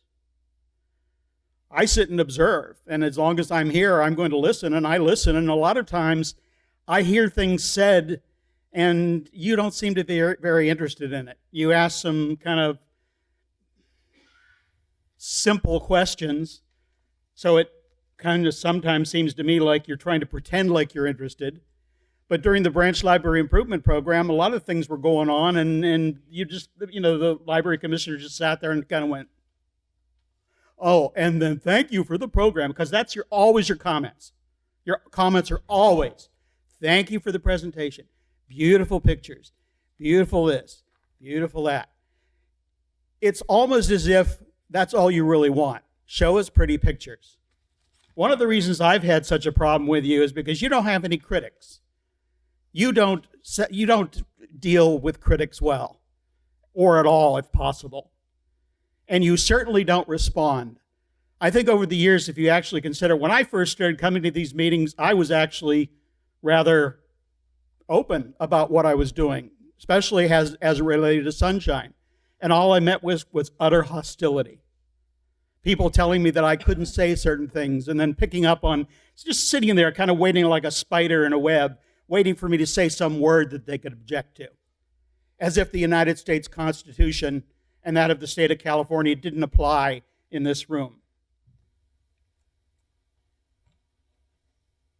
This presentation is the first time I've actually seen something that gave this commission some sense of what was actually going out in those branch library changes. And if this continues, and if this is due to Mr. Lambert's accession to the throne, then good on you. Thank you. Further public comment?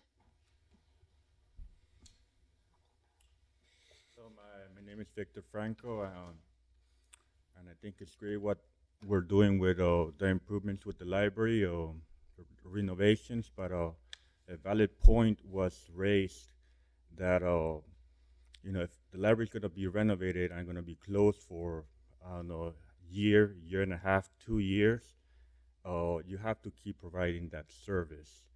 And I don't know, the figure, it was like 19 million for the budget to, for the renovation, and they couldn't spare $30,000 to put a pop-up temporary rent. I mean, the figures the ratios are just, allocate some more to keep providing that service during the renovation, not just put a bookmobile, which is not as effective. There's no science. Get rent a space out and tell the community that they can continue doing with the services. Thank you. Further public comment?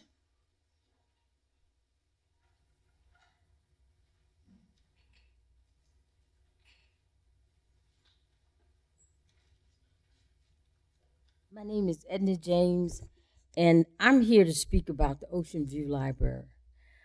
First, because I was on the committee 20 years. It's been 20 years since I've been on the Council of Neighborhood Libraries, since that library was built. And Reno, it was just a little hole in the wall on Broad Street. And Reno came and said, we don't deserve this as a community. We went to Mayor Willie Brown to find money to try to get this library together. And those men have died. And I'm here. I'm still here. And I'm here to tell you that we need a new library. Listen, we have the largest community of small children in that neighborhood. And I'm just saying families continue to come. And it's growing and growing. Now, If it's been here 140 years since 1903 was the first library that was identified. That's slavery. We've been committed to that small library. And I'm just saying, we were so anxious to get something done that we went to the mayor's office and he made a commitment to do. We know that it wasn't the best library, but it was what we could get then. And anything was better than to have our children in a little hole. It just looked like, excuse my expression, a little pee hole that the children was going into. And we say, this is horrible. We got to do better. And I'm just saying to you that the guiding principles in terms of design and what have you, that's fine. But we cannot live this way. And we want it close where Ocean, not only both schools have an opportunity for children to come. And I beg of you, please don't stall this again. And I thank God I'm here. All these men have died. I'm just still here to tell you that we deserve better. And thank you.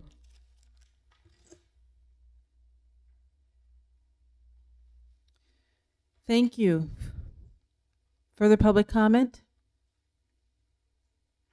Okay, we're going to move it into commission discussion. We're talking about the branch capital projects and the community engagement update. We have Kathy as well as Roberto and Andy available. And so I will open it up to commissioners to begin any questions that you have, and let's continue to move through this process. Edna, I'm very happy that you're still here.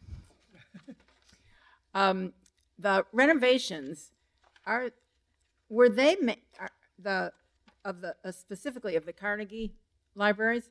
Are those mandated by San Francisco, or why are those special? So I'll jump in here. Okay.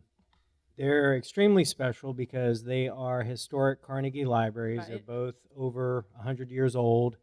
And as a reminder, we turned our focus to these 3 libraries because the branch library improvement program addressed the other 24. Right. And these 3 were not part of BLIP. Right. And so with the final BLIP library coming online in 2014 with North Beach, we felt that it was prudent to turn our attention back to these 3 communities. And, particularly Chinatown and Mission, they had prior renovations which we feel fell short of our aspirations, certainly in 2019, for the type of service that we want to deliver to the community. And you've heard very impassioned feedback from Ms. Edna James this evening, and I just want to affirm that we do want to do right by the community and honor the will of the community. So we are absolutely working towards identifying a site that could potentially accommodate a much larger library facility. And we're fortunate to have the support of District 11 Supervisor Safai, and we're certainly working close with our partners at Public Works and Real Estate. So these 3 libraries were all the Carnegie libraries. Well, 2 of the 3. Ocean View is not a Carnegie library.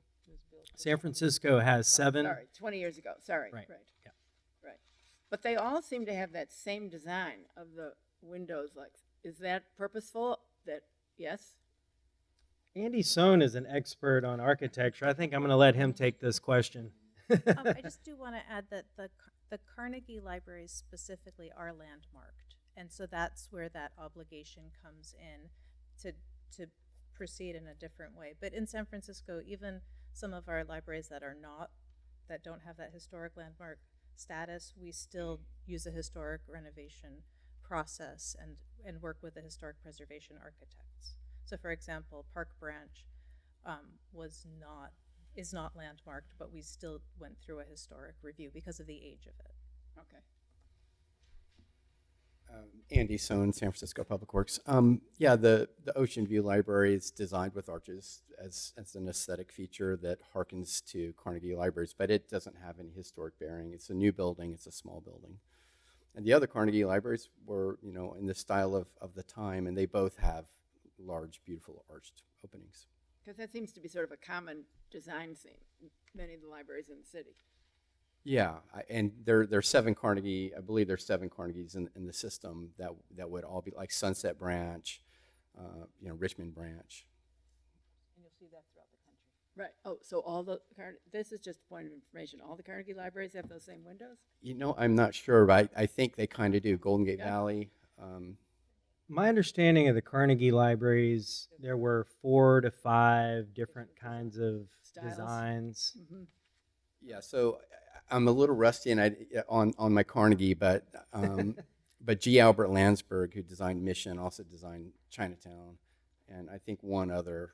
So that maybe Sunset. So there were 2 or 3 sort of prominent architects that had a part of that. The Asian Art Museum was also a big Carnegie library at the time. So. Thank you. Just one more comment. I don't know what our plans are, but certainly I'm assuming that you've thought about continuing service when we do renovate.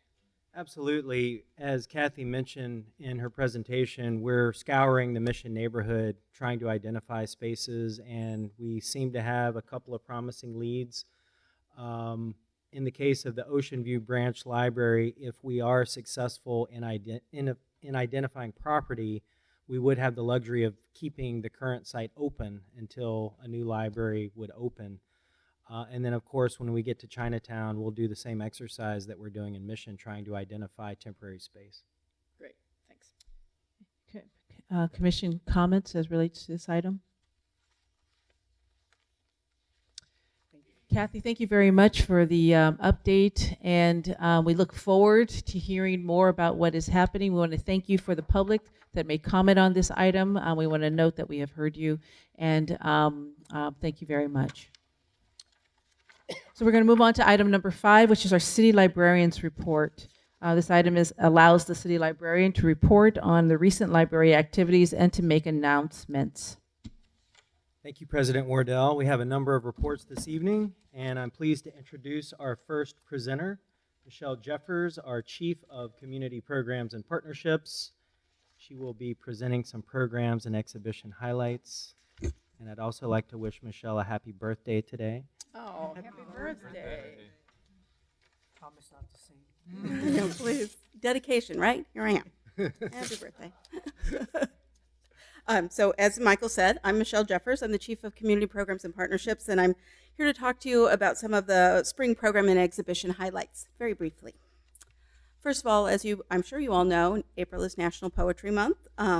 We're thrilled to be presenting poetry programs at many of our libraries around the city.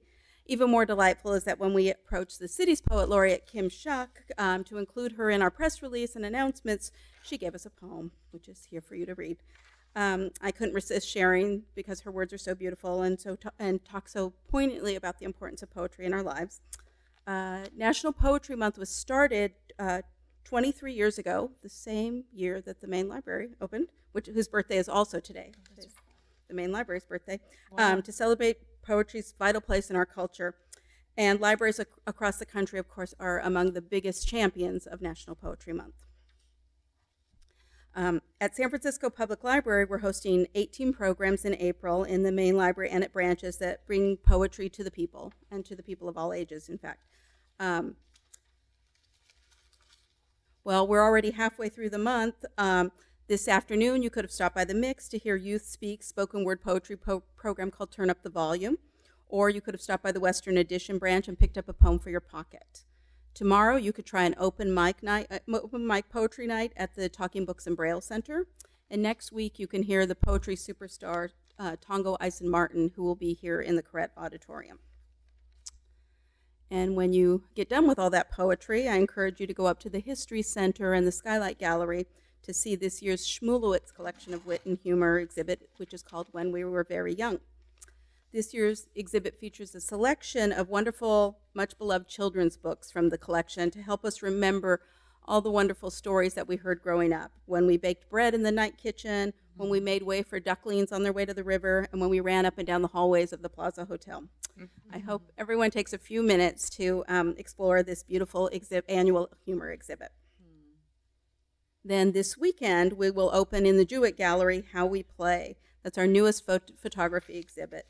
This includes photographs by the artist Jarrell Phillips, who is also a San Francisco educator, journalist, and curator, and a performing artist, excuse me.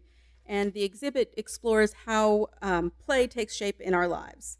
The exhibit also reflects on the importance of play beyond childhood all the way through to adulthood, even though as adults we rarely deem play as important to our lives.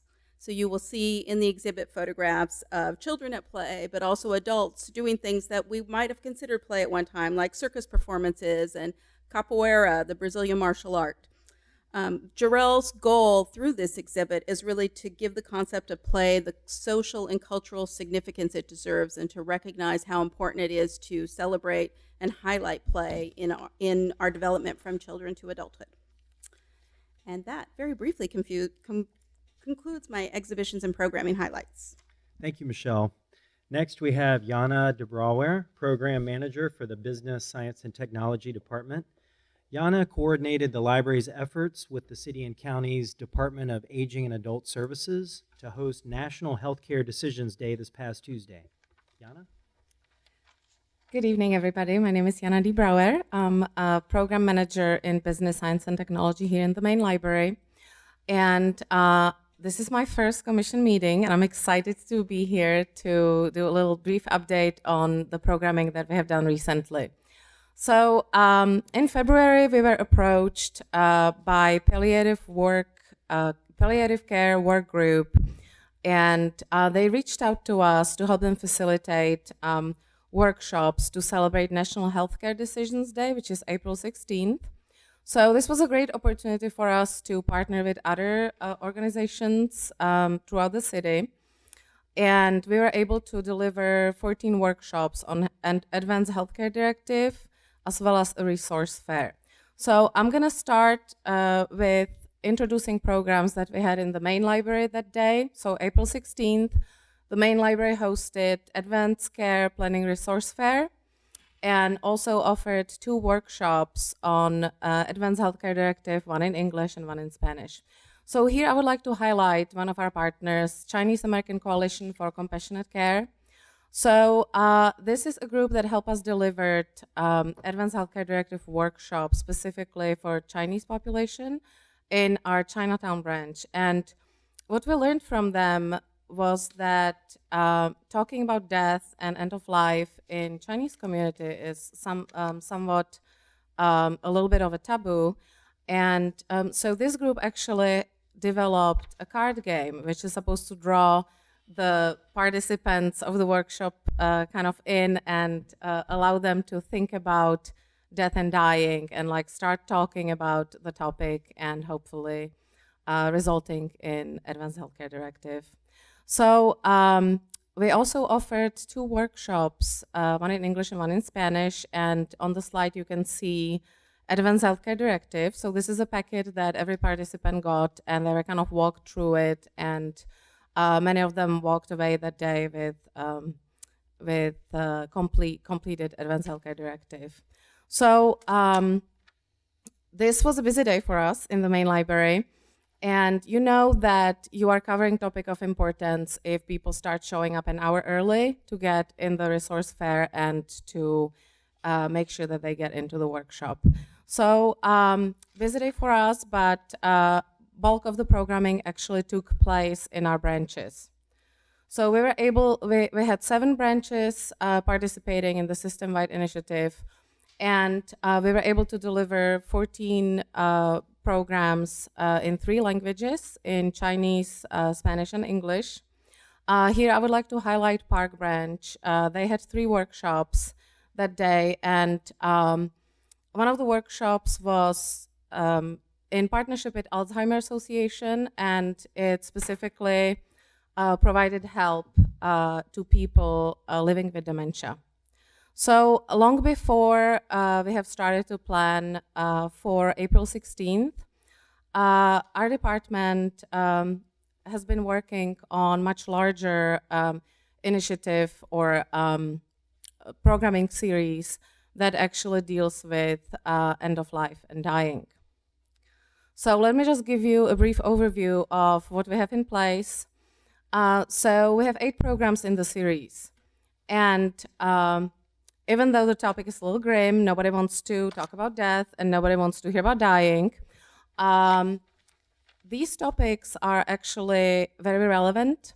And as you can see, the first program in March attracted 96 people. That's a big audience for people to come to a program on dying.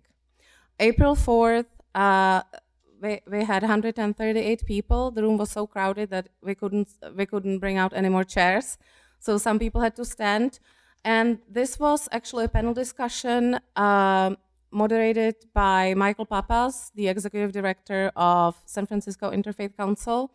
And we also brought in speakers from many different organizations for April 4th.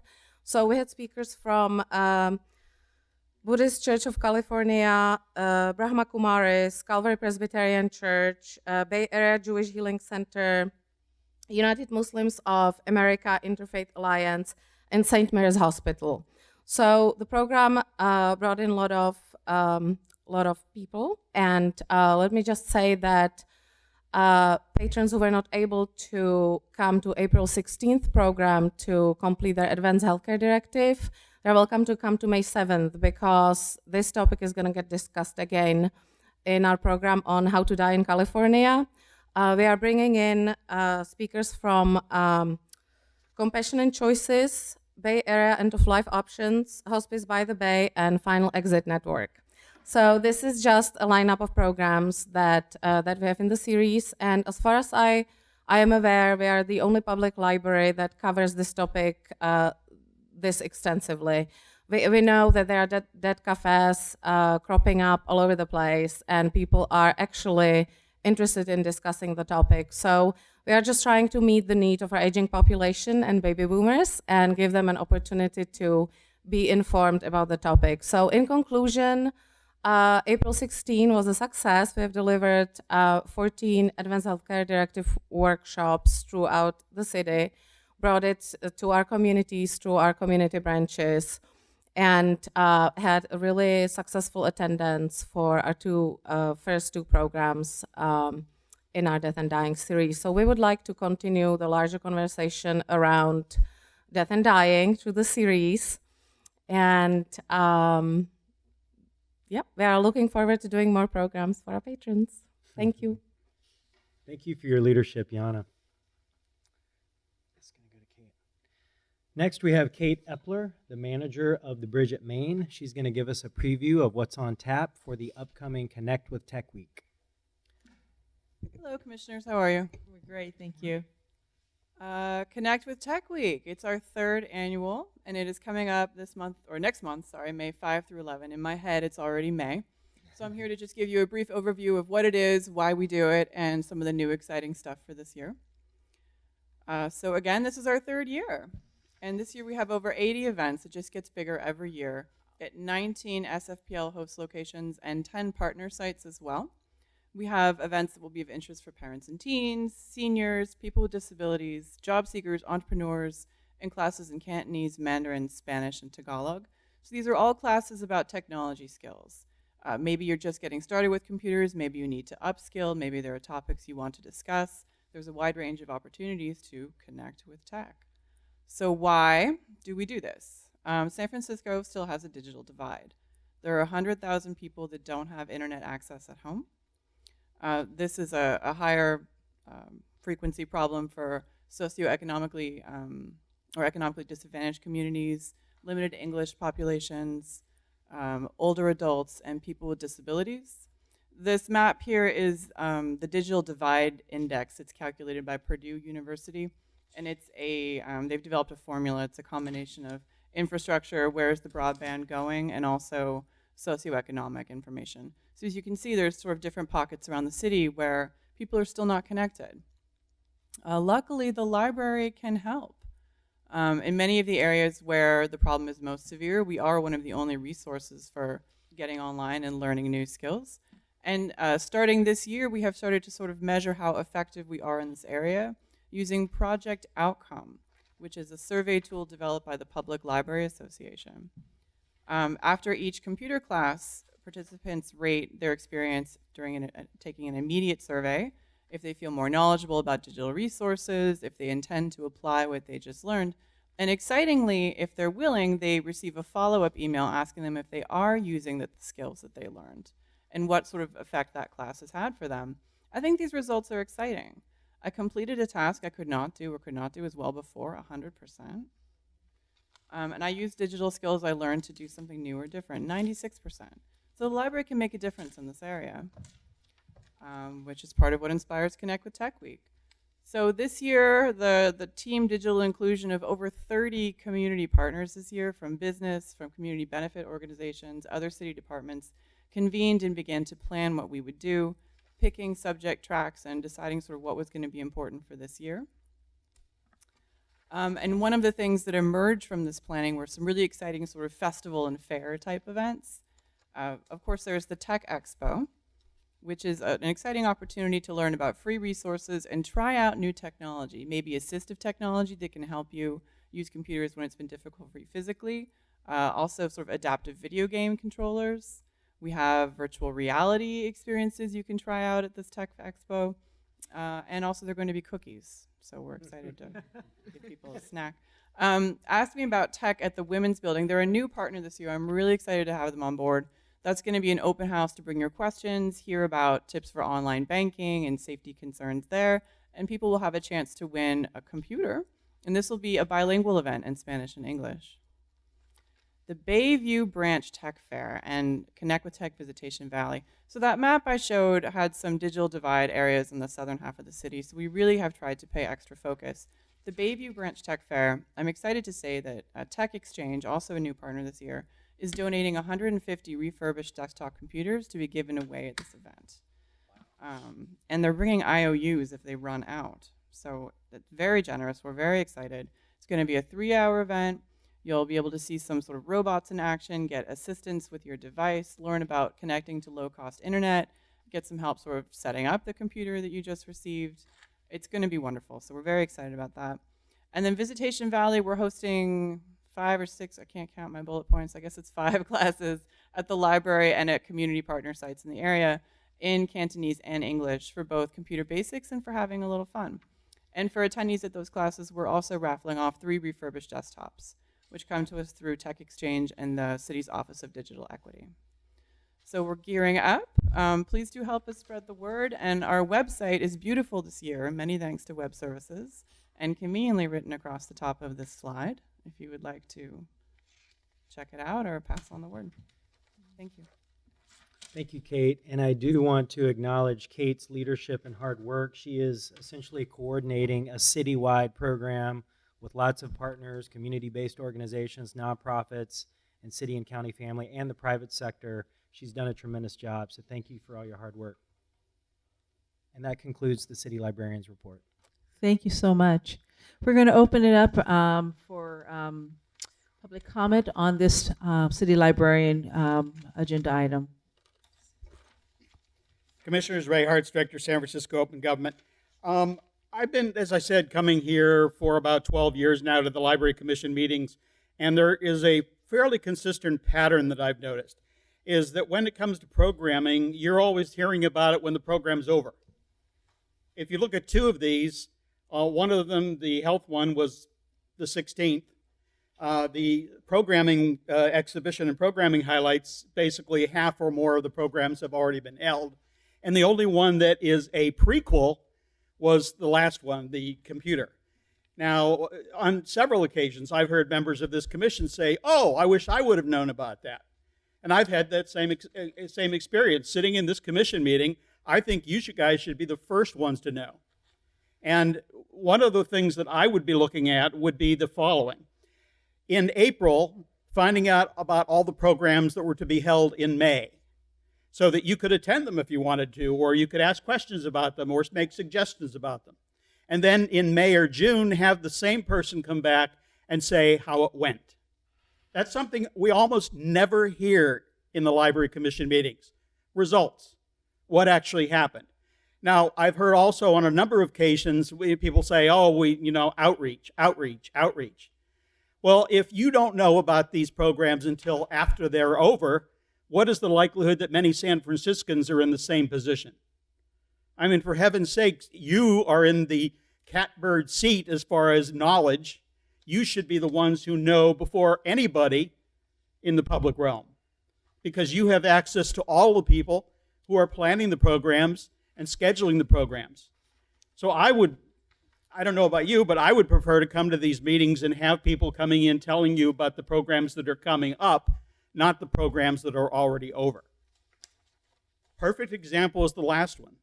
The very last one is basically, it's next month, and if you have anybody you know in your family or friends or neighborhood that might benefit from that program, you can spread the word. And that's really where a lot of people will end up coming to library programs. It's not when you print a flyer or put a bulletin up on a poster board in one of the branches. It's when people get excited about it themselves and say, oh, I know someone who could really use that. And if you got more of an advance notice, you might be able to be part of the outreach to all the other citizens of San Francisco to let them know what's happening at the library. You know, very frankly, I get my library packet and I get at the library halfway through the month. And it's always interesting to find out about the programs I missed. Thank you. Further public comment?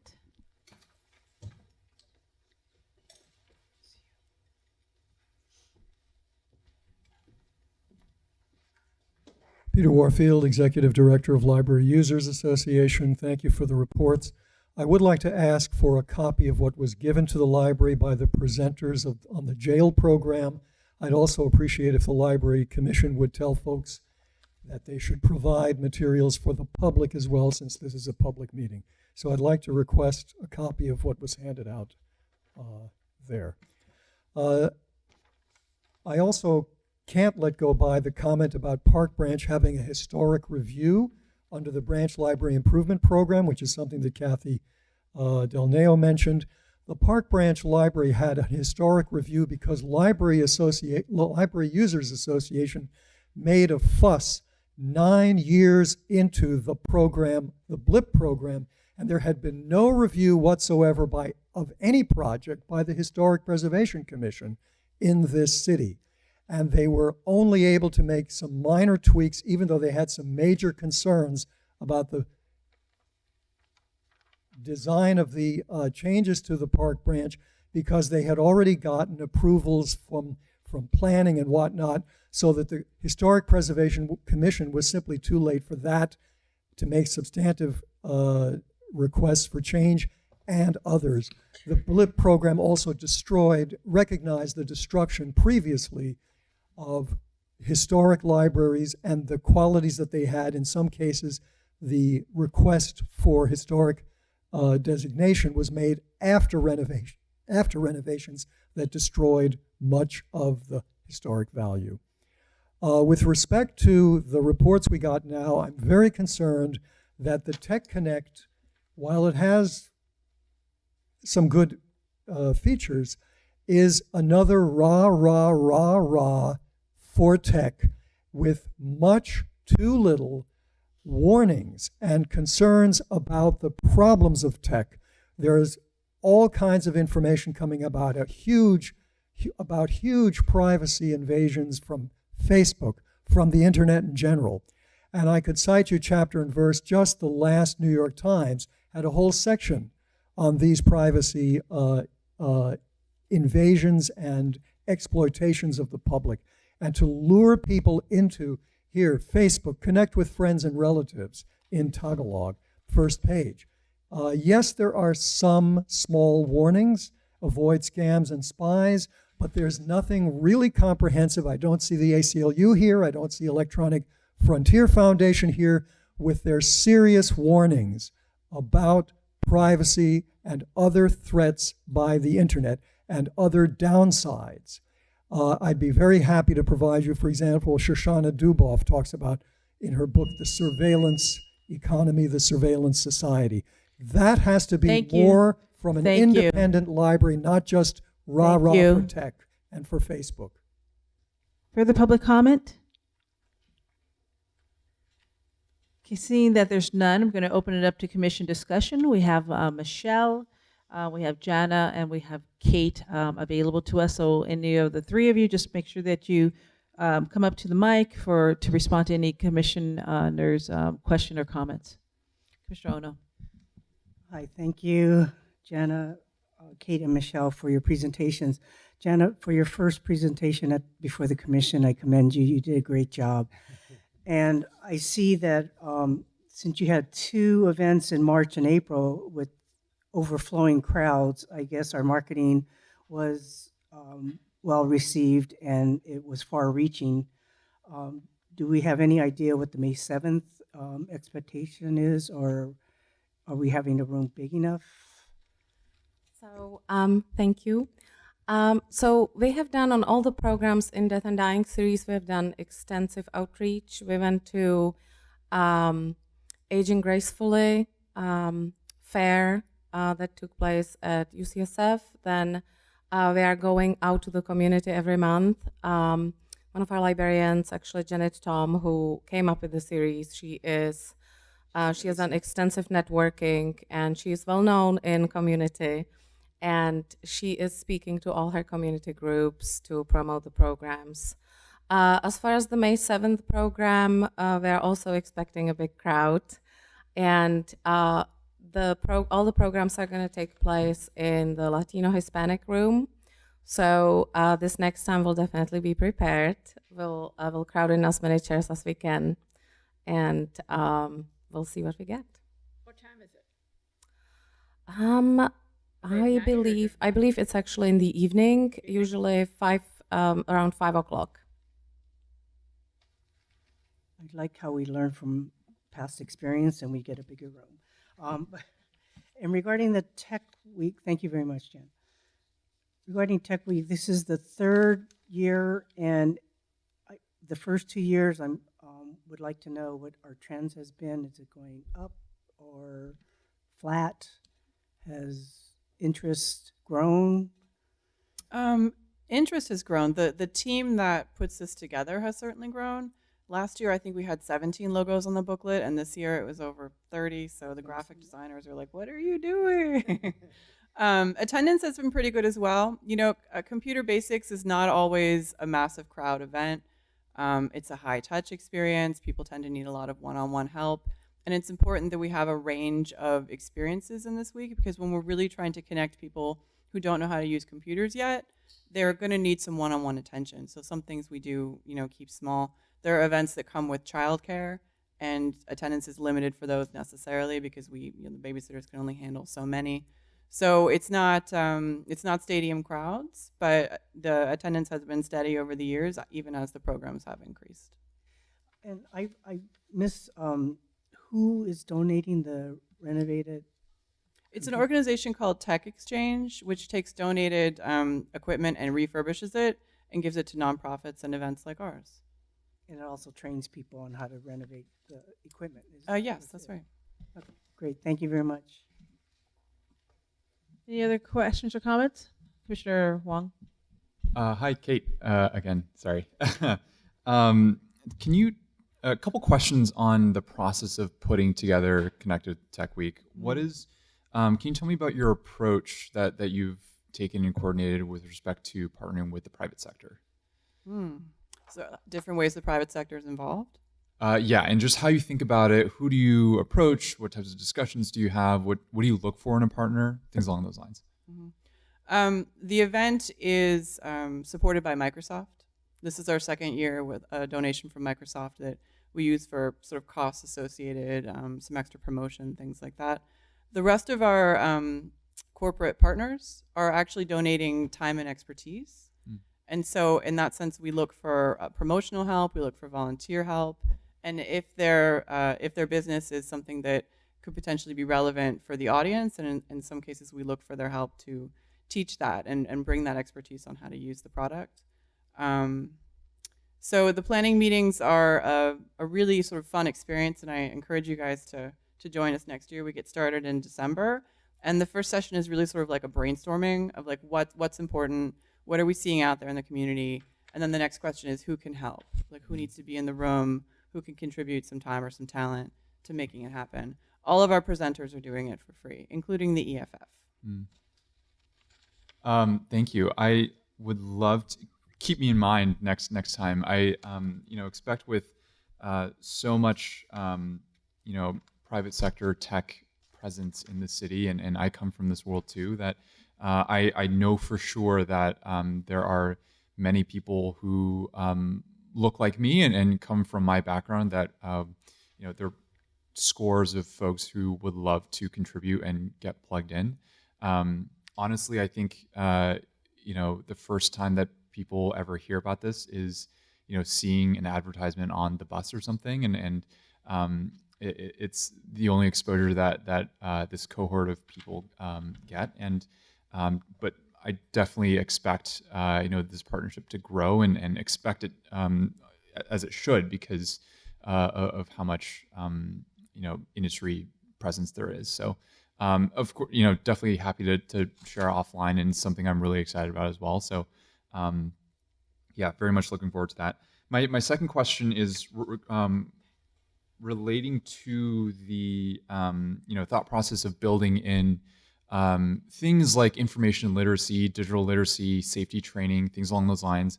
I did check the program schedule, and it seems to have a pretty good presence in the schedule. Can you share more about how you and your team thought about who to loop in, and how to make sure that is actually a part of the programming? Yes, absolutely. So we know that this is an important thing, whether it's just being safe and not giving out your social security number online, or whether it's concerns about privacy. One thing I'll say is that last year we had some classes on safety and privacy, but it wasn't a third of the schedule. When we were surveying people on their experience, it was the third most popular topic for people to say that they learned something about safety and privacy online. So what that indicates is that these topics are baked in to most of the classes. Even if the class is not specifically about online safety and security, there are many topics we won't address. You won't cover email without covering things like phishing. You won't cover Facebook without covering things like oversharing. And so when we're developing classes with partners, when we're talking about the needs, that's always front of mind for all of us. Great, thank you. Any further commission comments? Commissioner Lee? Yes. He just has this look on his face. Jenna, I love your program. I just want to say particularly about the death and dying. I mean, that to many people is a taboo subject, and yet you have a program set so that to help people to address their anxiety and uncertainty and what have you. I thought this is marvelous. So thank you so much. Thanks. The other one that I want is about Kate's program. Thank you for having it in your presentation about the follow-up survey, so that it clearly shows the result. Because there's a question on the from the floor to say that never see the result, and I'm glad that you included that result.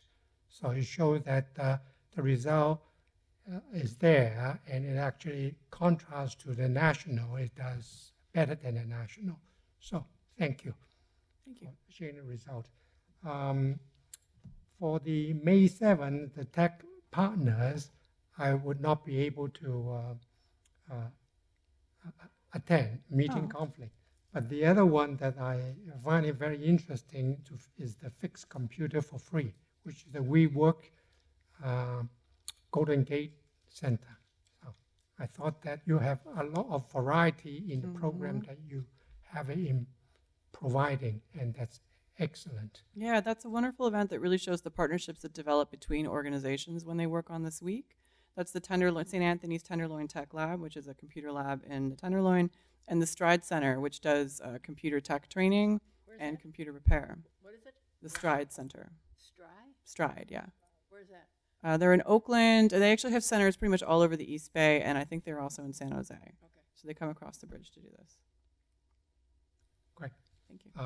Sorry, Jenna, I have one question that I have forgotten, and that is the talk about death and dying. For those who missed it out, are the sessions recorded such that it is available audio? Yes, the sessions are recorded.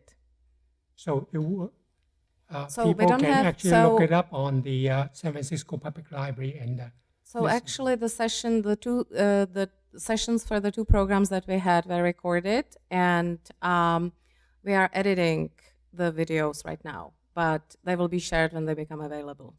Great, thank you.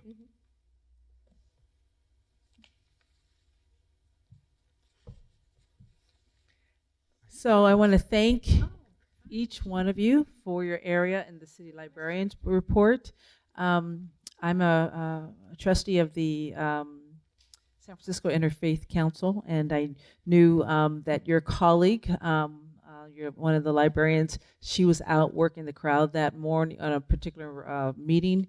It was San Francisco has these breakfasts once a month, and she had advertised this event to a room full of people, and I know that a lot of those folks came because of her. So thank her for her. I didn't realize how many people came, but I saw her out working the community. So thank you very much, and thank you as well for the events that's coming up. One of the things is that there's questions about how many individuals participate, particularly in these issues related to the digital divide. The fact of the matter is that the work that we do is sometimes for people that have been so far left out of the promise of access, and that the numbers almost, even though numbers are important, it's really about the ways in which we can actually transform lives. And so I just want to thank you for getting more people involved, more community partners, more corporate and industry partners, and getting more even equipment out into the hands of people who really need them. So thank all of you. So we're going to move on to our approval of the minutes. February 7th, 2019. The minutes are there in the back if you happen to not already seen them. And we are going to have our public comment. Members of the Library Commission, Ray Hartz, Director, San Francisco Open Government. I just want to make sure that all of you received copies of the different documents I passed out. One is a directive from the Sunshine Ordinance Task Force to all city departments and agencies from 2012 regarding the placement of 150-word summaries in the minutes.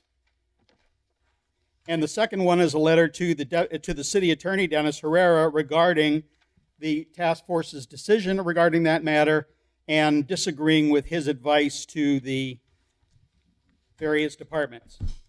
Right now, it's time for this Library Commission and the San Francisco Public Library to decide if you'd like to make another appearance before the Sunshine Ordinance Task Force. Each of my summaries in these particular minutes is preceded by an introductory statement which is clearly prejudicial. Sue Blackman will maintain she is acting on the advice of the city attorney's office, which may be true, but I submit to you that it is only advice, it is not what you have to do, and it is bad advice.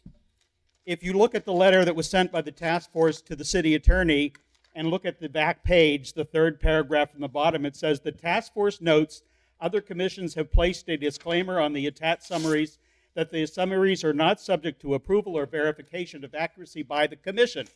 She then goes on and says, this may be perceived as placing an unwarranted negative bias on the summaries and is a further erosion of the public's right guaranteed by the Sunshine Ordinance that is condoned by your interpretation, meaning the city attorney's interpretation of that section of the ordinance. In addition, these disclaimers may constitute a violation of the ordinance, as section 6716 does require the commission to include an accurate summary of public comments in meeting minutes. One of the reasons I fought so hard for getting these 150-word summaries in is I was sick and tired of having the public comments I made at Library Commission meetings misrepresented and mischaracterized and a whole bunch of other things. Just as when Ms. Blackman represents you and the library before the Sunshine Ordinance Task Force, she comes up with all these made-up stories about what my motives are, and I'm just harassing the library, and I'm doing all this. I have made it very clear, and I make it very clear at the first public meeting of anybody that I attend, my two major concerns are, does the public have the ability to come in and participate fully in the meeting, which includes making public comment? And the second is, if they need access to public records, do they have to go through a a hailstorm of effort to get it. It is entirely within the discretion of the city librarian Michael Lambert and this library commission to reject the advice of the city attorney, and I would suggest a more neutral statement which does not clearly exhibit both the hostility of the library and this body's disapproval of my opinions. Thank you. Read the comments. Thank you. You don't want to go? Thank you. Further public comment?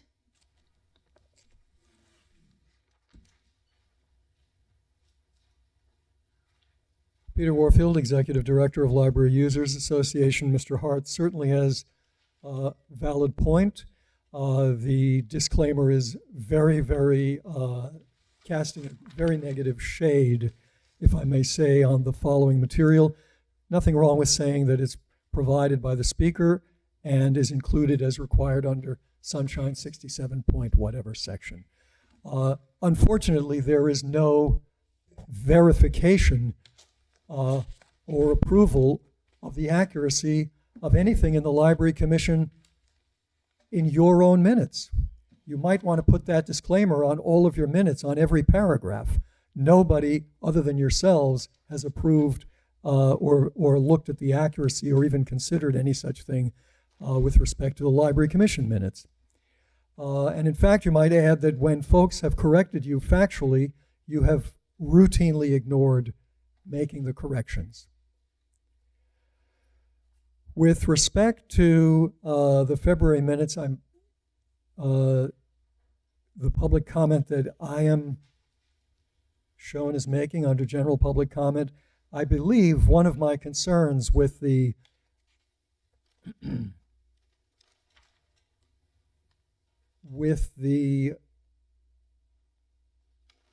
way in which the fines and fees were handled is not just that the Library Commission only saw the report 3 days before the meeting and then, as usual, rubber stamped it. He said the commission should have eliminated fees at the same time. I'm pretty sure that I also was concerned with the 2-minute time limit, which I found very offensive on such a major policy and such a major complex report. You had a 41-page report. You worked with another department. It was the first time in 45 years that you were eliminating fines of any kind, as you had done 45 years earlier for children, for folks under 18. So I would like that included, especially if I actually said it. That certainly was a concern and is in fact subject of a Sunshine complaint by Library Users Association.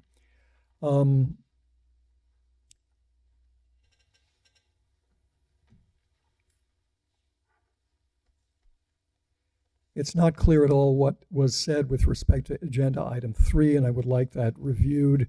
The Friends had been called out on their contributions to the Branch Library Improvement Program. It's not clear what that means at all. He said in-kind donations were never clear. I don't know what that means. I don't think that I express myself unclearly. And I think the public comment on the Night of Ideas is not at all clear about the privacy concern. Thank about you. How you had Further to get public a ticket comment?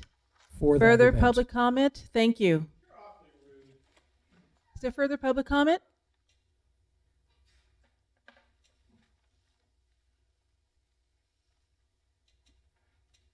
Hi, I just wanted to say thank you for listening. I'm sorry I went off with this, but I just want to see Ocean View done a good job. It was never part of the BLIP program.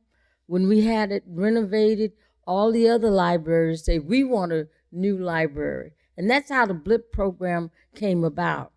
And we sat there and we have watched these other libraries being completed. And we think it's now our time. And as I said, we have a large population of children. And I mean child care centers all throughout the neighborhood.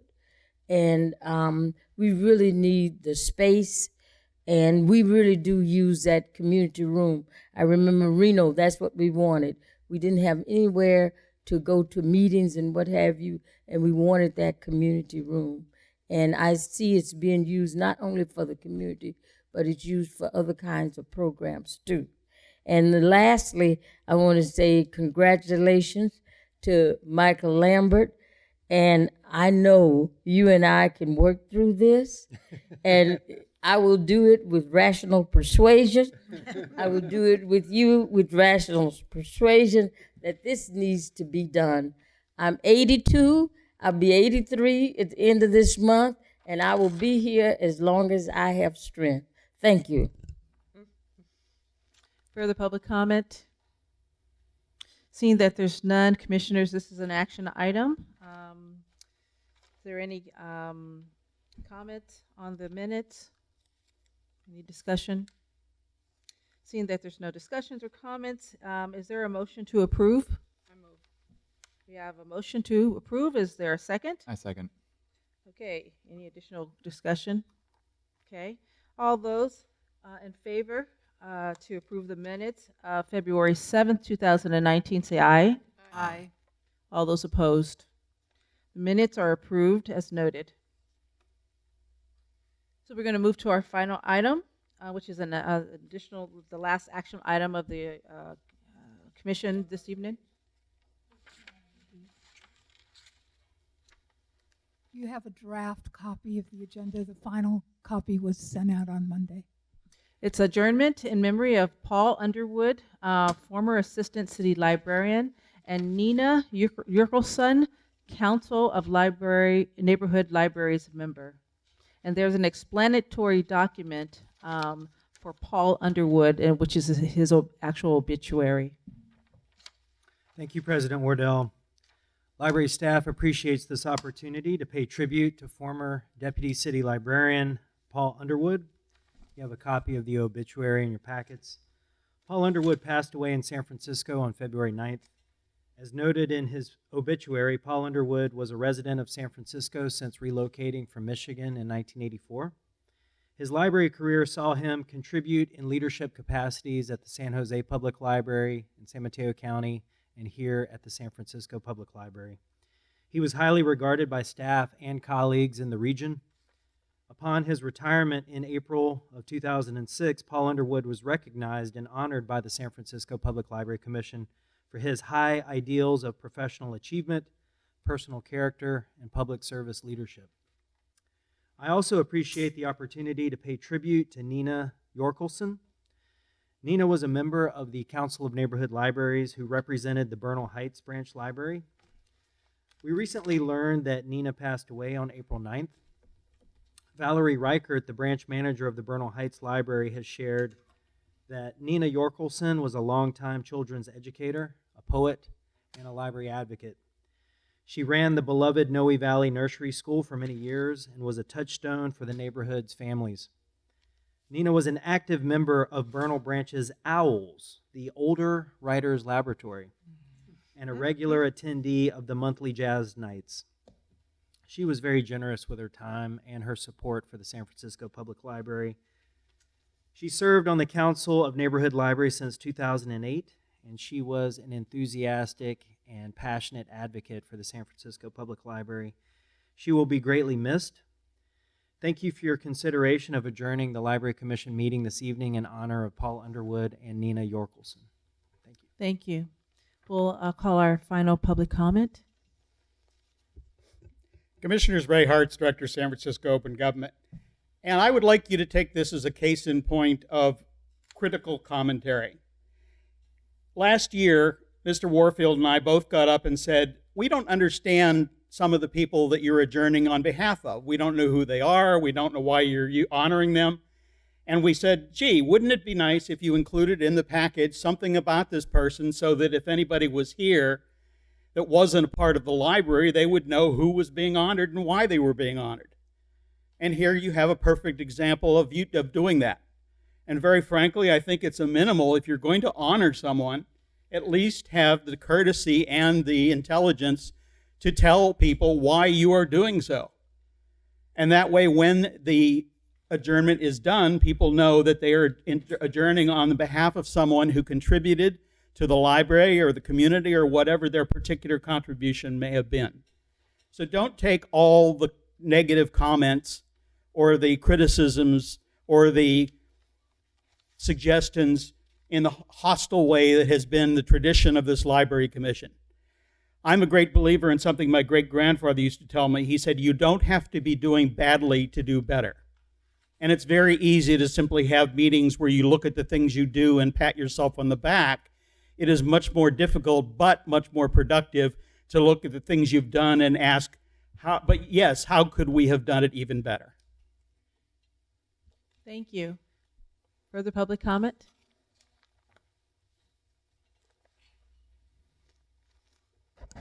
Peter Warfield, Library Users Association. We certainly endorse adjournment in memory of both of these folks. Mr. Hart's pointed out an improvement. Unfortunately, I was just looking for the information that we heard from the city librarian about Nina, who also went by Nina Zimpel.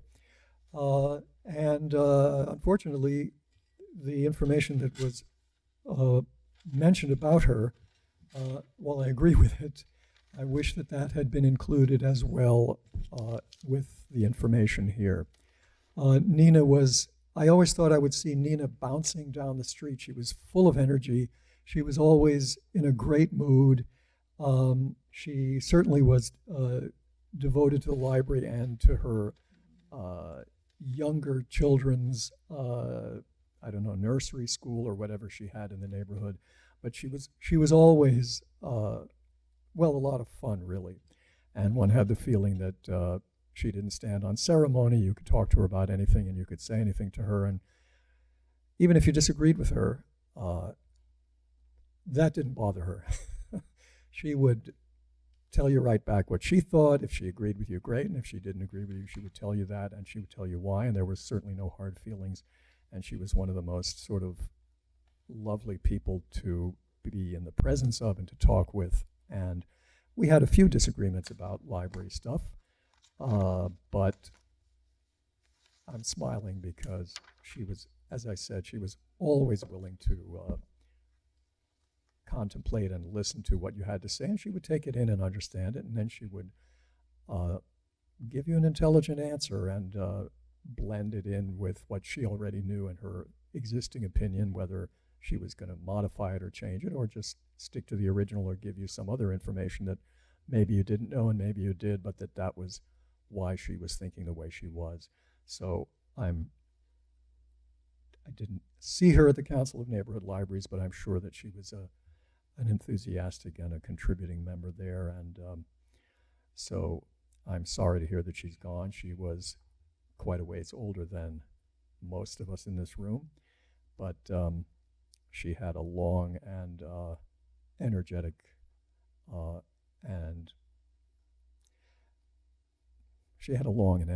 and lovely life from what I can, from my perspective, and endorse, as I said, adjourning in memory of both. Thank you. Thank you. Further public comment?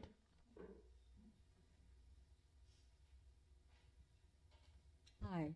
I did know Nina, and we worked together on the brochure for the Council of Neighborhood Libraries, and she had a lot of good input into what needed to go in it. And we have been losing quite a few members. That's why I said I'm still here. And we miss them all. I miss them all because we are not getting people who are dedicated in terms of putting that time in. And it takes a lot of time to come here. And we've lost quite a few members. Thank you. And we'll miss her.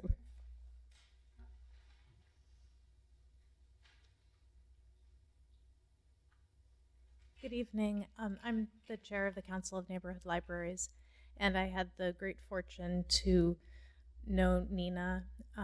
She has been ill recently. She hadn't been coming to meetings, but when I went to the Bernal Open House in December, she was there. She was at her branch. She was smiling. She was excited. It was a real pleasure to see her, and she really loved that branch, and she really appreciated all of the energy and effort that the staff put into serving the public there. She did really love kids, but she also liked jazz, and that's what she was enjoying that night in December. And despite what she was going through, I always knew Nina to be articulate, intelligent. Peter's description of her made me smile. He really nailed her personality. I just feel that it was a real pleasure to work with Nina, and I appreciate the effort that she put into making our library system the best it could be, and feel grateful to have known her. Thank you. Thank you. So this item is a actionable item, and I just wanted to comment that we're so grateful for the city librarian as well as the public to be able to give us more personal narrative and public testimony on the lives of these individuals that have made the San Francisco Public Library what it is today, whether they have worked as part of the staff, as the assistant librarian, or they have worked as a community member in the neighborhood, in the Council of Neighborhood Libraries. Either capacity, both of them are important, they're critical, they have brought us to where we are today. So I'd like to adjourn this library commission meeting in the memory of Paul Underwood, former assistant city librarian of the San Francisco Public Library, as well as in the memory of Nina Yerkelson, Council of Neighborhood Libraries member. If I can have a motion to adjourn. I move. A second. I second. This meeting is adjourned. Oh, I need to, oh gosh, I was so ready. All those in favor say aye. Aye. All those opposed? Meeting is adjourned.